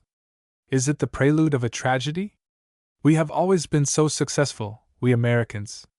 Are we to fail now? I am an American, and I do not believe we are to fail. But I am sober, somehow a different American than he who sailed away in August. Shall we learn other things than those that have hitherto been contained in our philosophy? Of one thing I am convinced. It is the first war of the world that is not a military war, although military genius is demanded, although it is the bloodiest war in history. But other qualities are required. Men and women who are not professional soldiers are fighting in it, and will aid in victory. The pomp and circumstance of other wars are lacking in this, the greatest of all. We had the thrills, even in America, 3 years ago, when Britain and France and Canada went in. We tingled when we read of the mobilizing of the huge armies, of the leave-takings of the soldiers. We bought every extra for news of those first battles on Belgian soil. And I remember my sensations when in the province of Quebec in the autumn of 1914, looking out of the car window at the troops gathering on the platforms who were to go across the seas to fight for the Empire and liberty. They were singing, "Tipperary! Tipperary!" One seldom hears it now, and the way has proved long, longer than we reckoned. And we are singing, "Over there!" In those first months of the war there was, we were told, in England and France a revival of religion, and indeed many of the books then written gave evidence of having been composed in exalted, mystic moods. I remember one in particular called "End Campaign," by a young French officer. And then, somehow, the note of mystic exaltation died away, to be succeeded by a period of realism. Read Le Feu, which is most typical, which has sold in numberless editions. Here is a picture of that other aspect, the grimness, the monotony, and the frequent bestiality of trench life, the horror of slaughtering millions of men by highly specialized machinery. And yet, as an American, I strike inevitably the note of optimism once more. Even now the truer spiritual goal is glimpsed through the battle clouds, and has been hailed in world-reverberating phrases by our American president. Day by day the real issue is clearer, while the religion it implies embraces not one nation, wills not one patriotism, but humanity itself. I heard a Frenchwoman who had been deeply religious, in the old sense, exclaim, "I no longer have any faith in God. He is on the side of the Germans." When the war began there were many evidences of a survival of that faith that God fights for nations, interferes in behalf of the righteous cause. When General Joffre was in America he was asked by one of our countrywomen how the Battle of the Marne was won. "Madam," he is reported to have said, "it was won by me, by my generals and soldiers." The tendency to regard this victory, which we hope saved France and the Western humanitarian civilization we cherish, as a special interposition of Providence, as a miracle, has given place to the realization that the battle was won by the resourcefulness, science, and coolness of the French commander-in-chief. Science preserves armies, since killing, if it has to be done, is now wholly within that realm. Science heals the wounded, transports them rapidly to the hospitals, gives the shattered something still to live for, and if we are able to abandon the sentimental view and look facts in the face, as many anointed chaplains in Europe are doing, science not only eliminates typhoid but is able to prevent those terrible diseases that devastate armies and nations. And science is no longer confined to the physical but has invaded the social kingdom, is able to weave a juster fabric into the government of peoples. On all sides we are beginning to embrace the religion of self-reliance, a faith that God is on the side of intelligence, intelligence with a broader meaning than the Germans have given it, for it includes charity. 2. It seems to me that I remember, somewhere in the realistic novel I have mentioned, Le Feu, reading of singing soldiers, and an assumption on the part of their hearers that such songs are prompted only by a devil-may-care lightness of heart which the soldier achieves. A shallow psychology, as the author points out, especially in these days of trench warfare. The soldier sings to hide his real feelings, perhaps to give vent to them. I am reminded of all this in connection with my trip to the British front. I left London after lunch on one of those dreary, grey days to which I have referred. The rain had begun to splash angrily against the panes of the car windows before we reached the coast. At 5 o'clock the boat pushed off into a black channel, whipped by a gale that drove the rain across the decks and into every passage and gangway. The steamer was literally loaded with human beings, officers and men returning from a brief glimpse of home. There was nothing of the glory of war in the embarkation, and to add to the sad and sinister effect of it, each man as he came aboard mounted the ladder and chose, from a pile on the hatch combing, a sodden light preserver, which he flung around his shoulders as he went in search of a shelter. The saloon below, where we had our tea, was lighted indeed, but sealed so tight as to be insupportable, and the cabin above, stifling too, was dark as a pocket. One stumbled over unseen passengers on the lounges, or sitting on kits on the floor. Even the steps up which I groped my way to the deck above were filled, while on the deck there was standing room only, and not much of that. Mal de mer added to the discomforts of many. At length I found an uncertain refuge in a gangway amidships, hedged in between unseen companions. But even here the rain stung our faces and the spray of an occasional comber drenched our feet, while through the gloom of the night only a few yards of white water were to be discerned. For 3 hours I stood there, trying to imagine what was in the minds of these men with whose bodies I was in such intimate contact. They were going to a foreign land to fight, many of them to die, not in one of those adventurous campaigns of times gone by, but in the wet trenches or the hideous no-man's land between. What were the images they summoned up in the darkness? Visions of long-familiar homes and long-familiar friends? And just how were they facing the future? Even as I wondered, voices rose in a song, English voices, soldier voices. It was not Tipperary, the song that thrilled us a few years ago. I strove to catch the words. It was sung boisterously, in a defiant tone of mockery of the desire it expressed, and thus tremendously gained in pathos. They did want to go home, naturally. It was sung with the same spirit our men sing. We won't come back till it's over there. The difference is that these Britishers have been over there, have seen the horrors face to face, have tasted the sweets of home, and in spite of heartsickness and seasickness are resolved to see it through. Such is the morale of the British Army. I have not the slightest doubt that it will be the morale of our own army also, but at present the British are holding the fort. Tommy would never give up the war, but he has had a realistic taste of it, and his songs reflect his experience. Other songs reached my ears each night, above the hissing and pounding of the Channel seas, but the unseen group returned always to this. One thought of Agincourt and Crécy, of Waterloo, of the countless journeys across this same stormy strip of water the ancestors of these men had made in the past, and one wondered whether war were eternal and inevitable, after all. And what does Tommy think about it, this war? My own limited experience thoroughly endorses Mr. Galsworthy's splendid analysis of British soldier psychology that appeared in the December North American.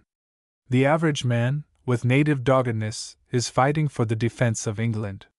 The British government itself, in its Reconstruction Department for the Political Education of the Wounded, has given partial denial to the old maxim that it is the soldier's business not to think but to obey, and the British Army is leavened with men who read and reflect in the long nights of watching in the rain, who are gaining ideas about conditions in the past and resolutions concerning those of the future. The very army itself has had a miracle happen to it. It has been democratized, and with the cheerful consent of the class to which formerly the possession of commissions was largely confined. Gradually, to these soldier thinkers, as well as to the mass of others at home, is unfolding the vision of a new social order which is indeed worth fighting for and dying for. 3. At last, our knees cramped and our feet soaked, we saw the lights of the French port dancing across the veil of rain, like thistledowns of fire, and presently we were at rest at a stone quay. As I stood waiting on the deck to have my passport vised, I tried to reconstruct the features of this little seaport as I had seen it, many years before, on a bright summer's day when I had motored from Paris on my way to London. The gay line of hotels facing the water was hidden in the darkness. Suddenly I heard my name called, and I was rescued from the group of civilians by a British officer who introduced himself as my host. It was after 9 o'clock, and he had been on the lookout for me since 7:30. The effect of his welcome at that time and place was electrical, and I was further immensely cheered by the news he gave me, as we hurried along the street, that 2 friends of mine were here and quite hungry, having delayed dinner for my arrival. One of them was a young member of Congress who had been making exhaustive studies of the situation in Italy, France, and England, and the other one of our best-known writers, both bound for London. We sat around the table until nearly 11, exchanging impressions and experiences. Then my officer declared that it was time to go home. Home, proved to be the big chateau which the British government has leased for the kindly purpose of entertaining such American guests as they choose to invite.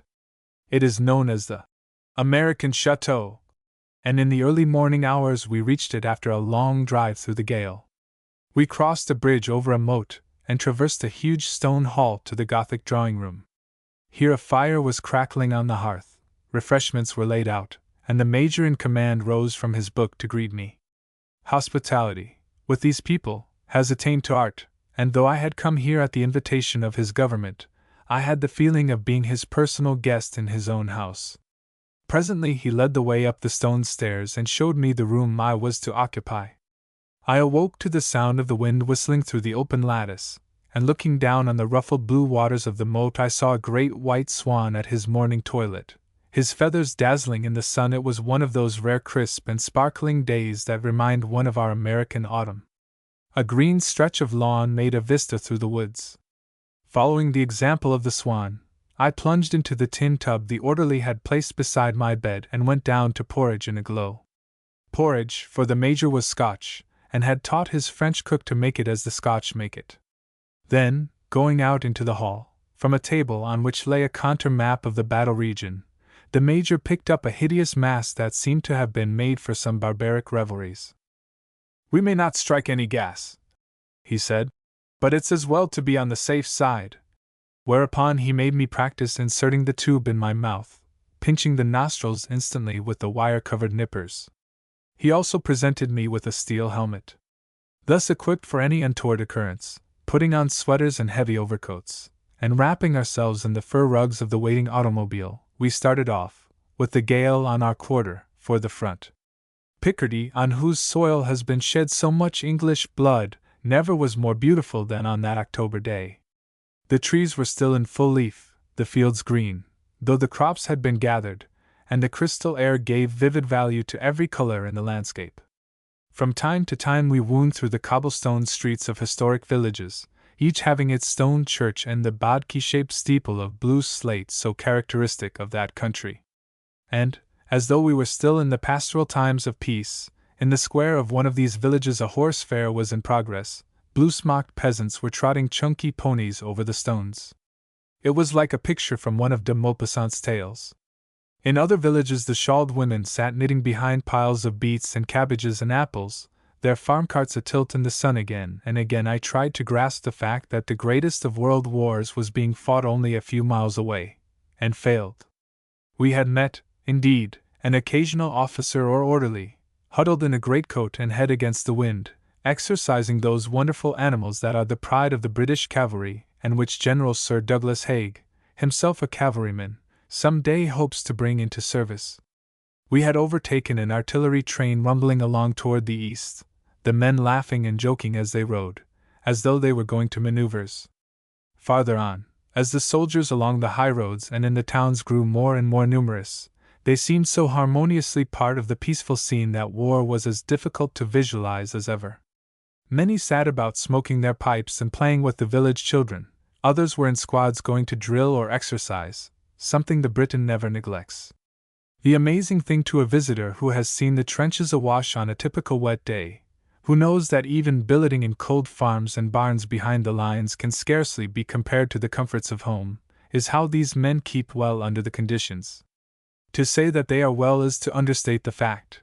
The ruddy faces and clear eyes and hard muscles, even of those who once were pale London clerks, proclaim a triumph for the system of hygiene of their army. Suddenly we came upon a house with a great round hole in its wall, and then upon several in ruins beside the village street. Meanwhile, at work under the windswept trees of the highway, were strange, dark men from the uttermost parts of the earth, physiognomies as old as the tombs of Pharaoh. It was, indeed, not so much the graven red profiles of priests and soldiers that came to home at sight of these Egyptians, but the singing fellaheen of the water buckets of the Nile.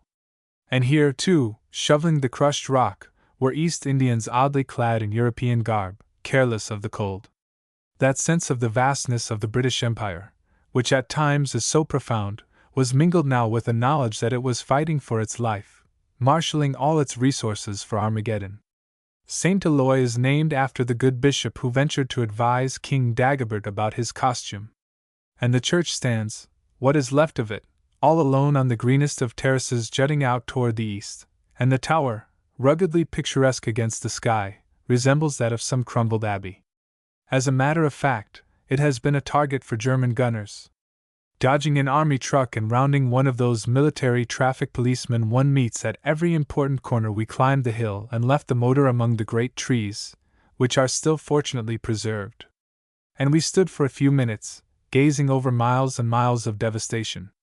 Then, taking the motor once more, we passed through wrecked and empty villages until we came to the foot of Vimy Ridge. Notre Dame de Lorette rose against the skyline to the north. Vimy and Notre Dame de Lorette, sweet but terrible names.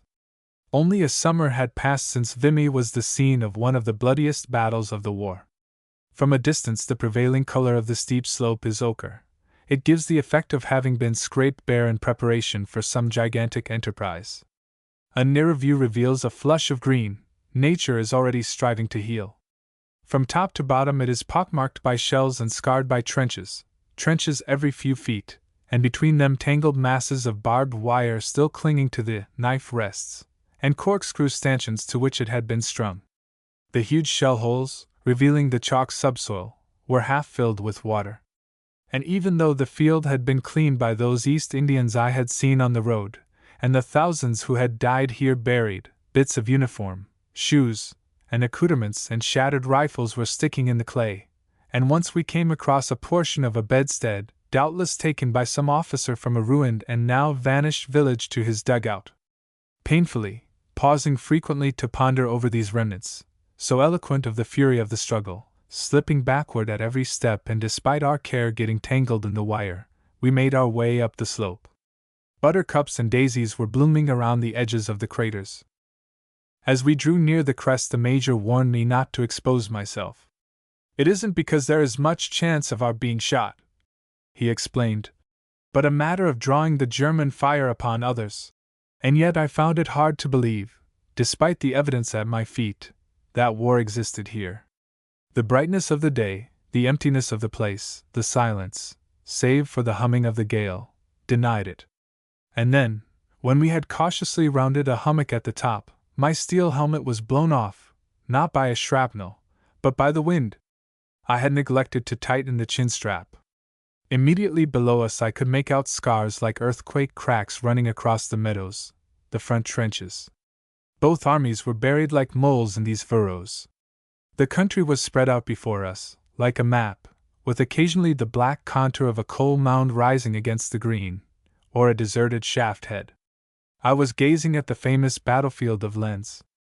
Villages, woods, whose names came back to me as the Major repeated them, lay like cloud shadows on the sunny plain, and the faintest shadow of all, far to the eastward, was Lens itself. I marked it by a single white tower. And suddenly another white tower, loftier than the first, had risen up.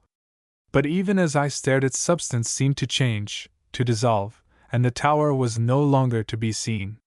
Not until then did I realize that a monster shell had burst beside the trenches in front of the city. Occasionally after that there came to my ears the muffled report of some hidden gun, and a ball like a powder puff lay lightly on the plain, and vanished. But even the presence of these, oddly enough, did not rob the landscape of its air of Sunday peace.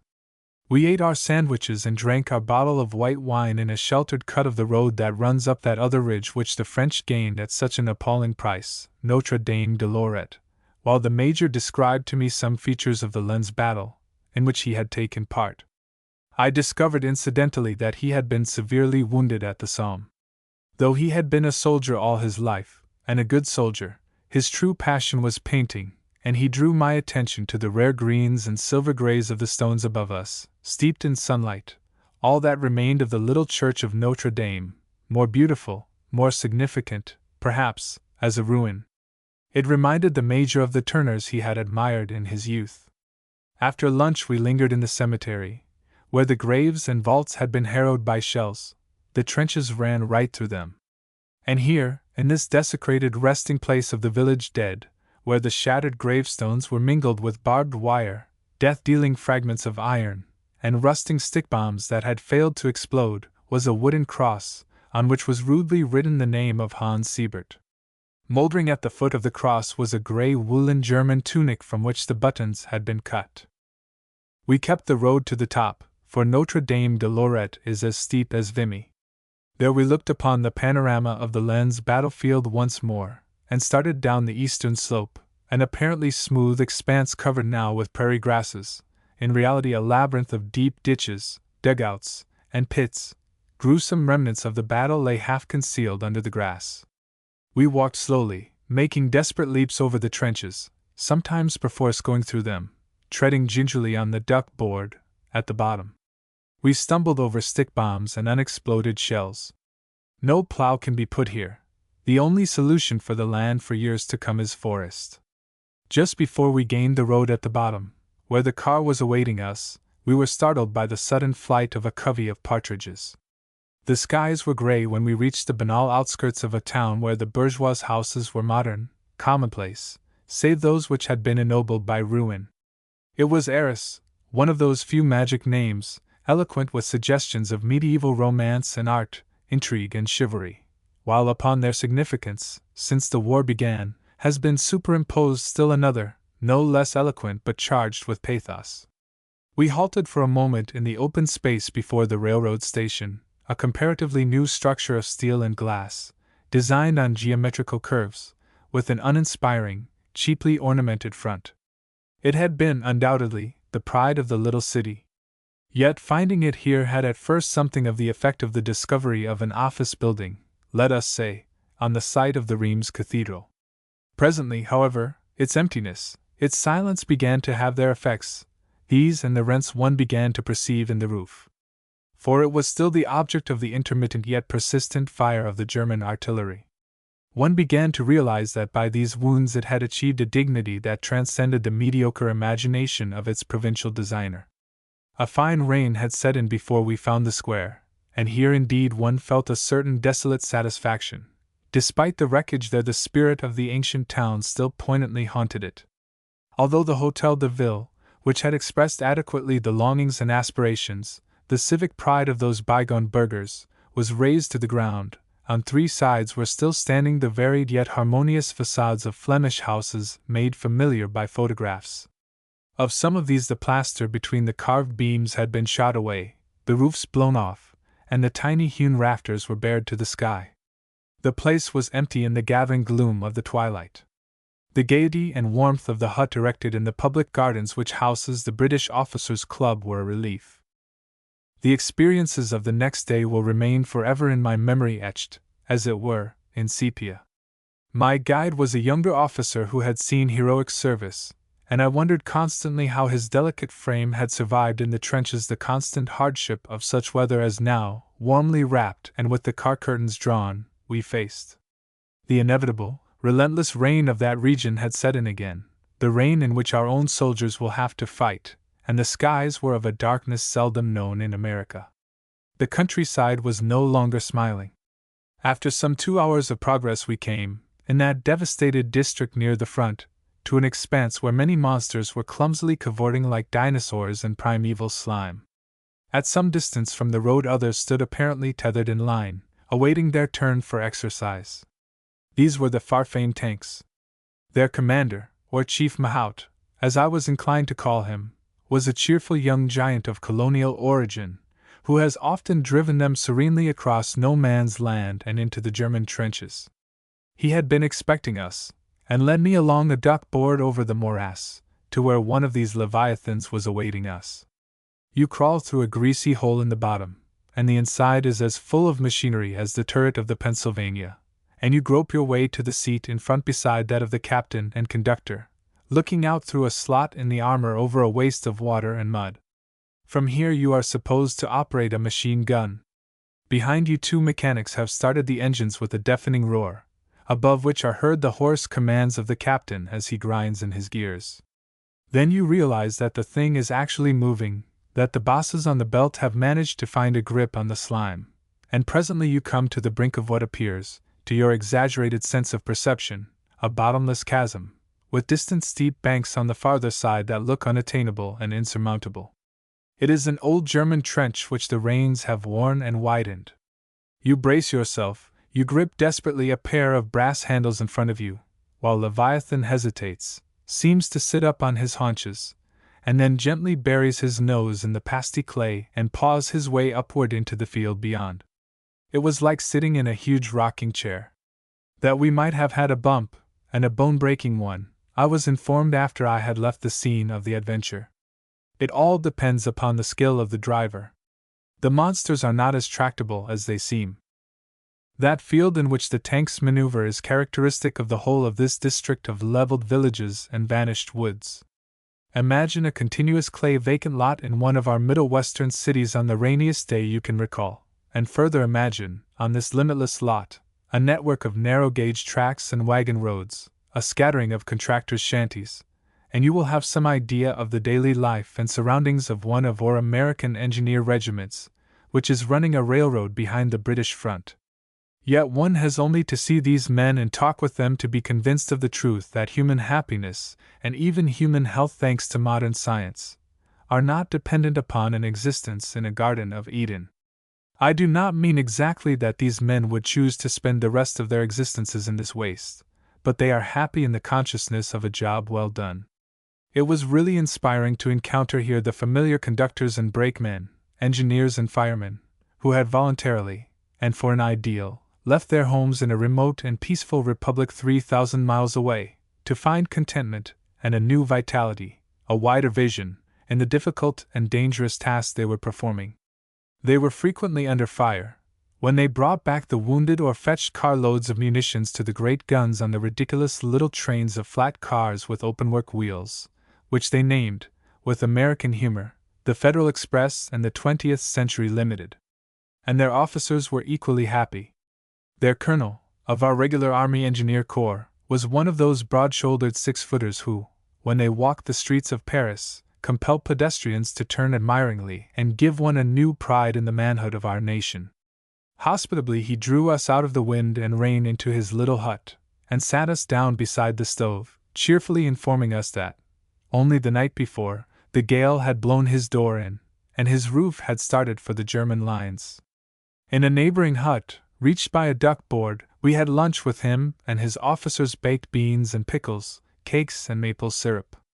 The American food, the American jokes and voices in that environment seemed strange indeed. But as we smoked and chatted about the friends we had in common, about political events at home and the changes that were taking place there, it seemed as if we were in America once more. The English officer listened and smiled in sympathy, and he remarked, after our reluctant departure, that America was an extraordinary land. He directed our chauffeur to Bapaume, across that wilderness which the Germans had so wantonly made in their retreat to the Hindenburg line. Nothing could have been more dismal than our slow progress in the steady rain, through the deserted streets of this town. Home after home had been blasted, their intimate yet harrowing interiors were revealed. The shops and cafes, which had been thoroughly looted, had their walls blown out, but in many cases the signs of the vanished and homeless proprietors still hung above the doors. I wondered how we should feel in New England if such an outrage had been done to Boston, for instance, or Little Concord. The church, the great cathedral on its terrace, the bishop's house, all dynamited, all cold and wet and filthy ruins. It was dismal, indeed, but scarcely more dismal than that which followed, for at Bapaume we were on the edge of the battlefield of the Somme. And I chanced to remember that the name had first been indelibly impressed on my consciousness at a comfortable breakfast table at home, where I sat looking out on a bright New England garden. In the headlines and columns of my morning newspaper I had read again and again, during the summer of 1916, of Thiepval and La Boisselle, of Fricourt and Mametz, and the Bois de Trones. Then they had had a sinister but remote significance. Now I was to see them, or what was left of them, as an appropriate and characteristic setting for the tragedy which had happened here. The indigo afternoon could not have been better chosen. Description fails to do justice to the abomination of desolation of that vast battlefield in the rain, and the imagination refuses to reconstruct the scene of peace, the chateaux and happy villages, the forests and pastures, that flourished here so brief a time ago. In my fancy the long, Low swells of land, like those of some dreary sea, were for the moment the subsiding waves of the cataclysm that had rolled here and extinguished all life. Beside the road only the blood-red soil betrayed the sites of powdered villages, and through it, in every direction, trenches had been cut. Between the trenches the earth was torn and tortured, as though some sudden fossilizing process, in its moment of supreme agony, had fixed it thus. On the hummocks were graves marked by wooden crosses, others by broken rifles thrust in the ground. Shattered gun carriages lay in the ditches, modern cannon that had cost priceless hours of skilled labor, and once we were confronted by one of those monsters, wounded to the death, I had seen that morning. The sight of this huge, helpless thing oddly recalled the emotions I had felt, as a child, when contemplating dead elephants in a battle picture of the army of a Persian king. Presently, like the peak of some submerged land, we saw lifted out of that rolling waste the butt of Warlencourt, the burial mound of this modern marathon. It is honeycombed with dugouts in which the Germans who clung to it found their graves, while the victorious British army swept around it toward Bapaume. Everywhere along that road, which runs like an arrow across the battlefield to Albert, were graves. Repetition seems the only method of giving an adequate impression of their numbers, and near what was once the village of Pozières was the biggest grave of all, a crater 50 feet deep and 100 feet across. 7 months the British sappers had toiled far below in the chalk, digging the passage and chamber, and one summer dawn, like some tropical volcano, it had burst directly under the German trench. Long we stood on the slippery edge of it, gazing down at the tangled wire and litter of battle that strewed the bottom, while the rain fell pitilessly. Just such rain, said my officer guide, as had drenched this country through the long winter months of preparation. We never got dry, he told me, and added with a smile, in answer to my query. Perhaps that was the reason we never caught colds. When we entered Albert, the starting point of the British advance, there was just light enough to see the statue of the Virgin leaning far above us over the street. The church tower on which it had once stood erect had been struck by a German shell, but its steel rod had bent and not broken. Local superstition declares that when the Virgin of Albert falls the war will be ended. 4.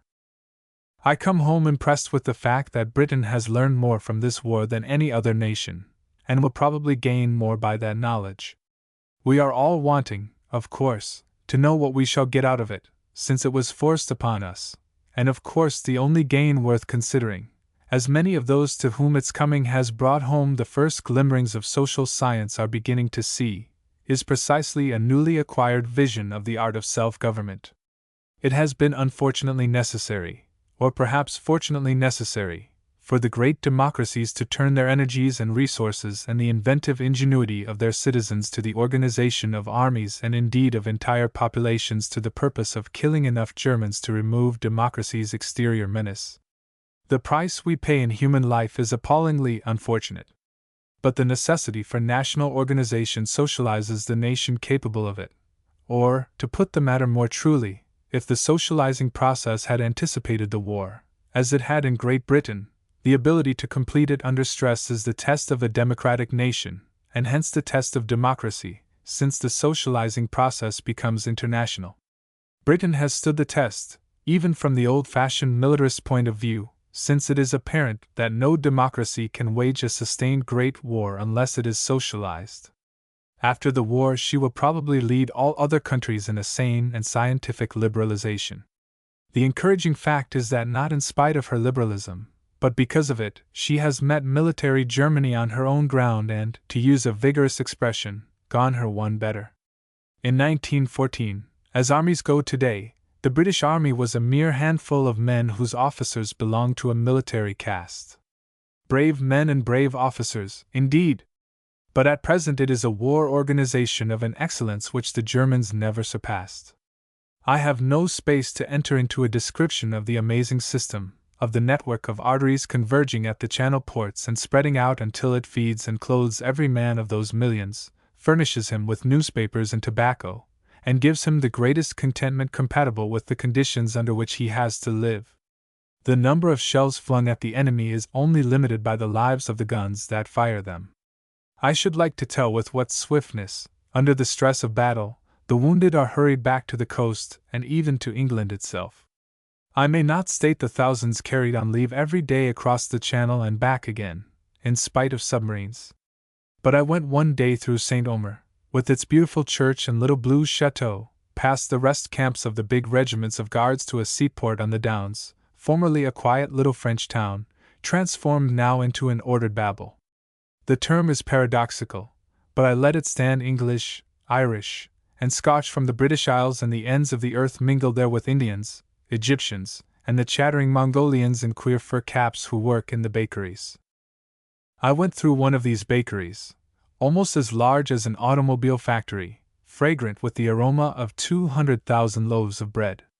This bakery alone sends every day to the trenches 200,000 loaves made from the wheat of Western Canada.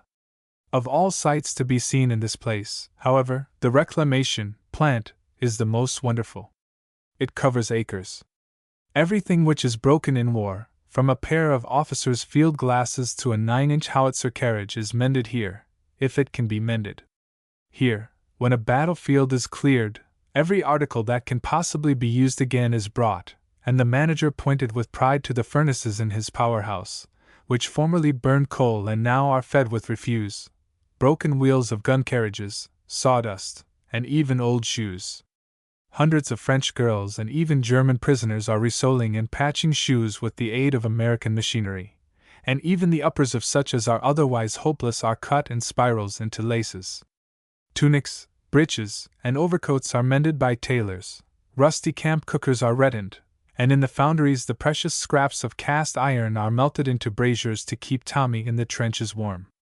In the machine shops the injured guns and cannon are repaired. German prisoners are working there, too. At a distance, in their homely gray tunics, with their bullet-shaped heads close-cropped and the hairs standing out like the needles of a cylinder of a music box, they had the appearance of hard citizens who had become rather sullen convicts. Some wore spectacles. A closer view revealed that most of them were contented, and some actually cheerful. None, indeed, seemed more cheerful than a recently captured group I saw later, who were actually building the barbed wire fence that was to confine them. My last visit in this town was to the tiny but on a corner lot, in which the Duchess of Sutherland has lived now for some years. As we had tea, she told me she was going on a fortnight's leave to England, and no Tommy in the trenches could have been more excited over the prospect. Her own hospital, which occupies the rest of the lot, is one of those marvels which individual initiative and a strong social sense such as hers has produced in this war. Special enterprise was required to save such desperate cases as are made a specialty of here, and all that medical and surgical science can do has been concentrated, with extraordinary success, on the shattered men who are brought to her wards. That most of the horrible fractures I saw are healed, and healed quickly, thanks largely to the drainage system of our own Dr. Carrel, is not the least of the wonders of the remarkable times in which we live. The next day, Sunday, I left for Paris, bidding farewell regretfully to the last of my British officer hosts. He seemed like an old friend, though I had known him but a few days. I can see him now as he waved me a goodbye from the platform in his Glengarry cap and short tunic and plaid trousers. He is the owner of a castle and some 70 square miles of land in Scotland alone.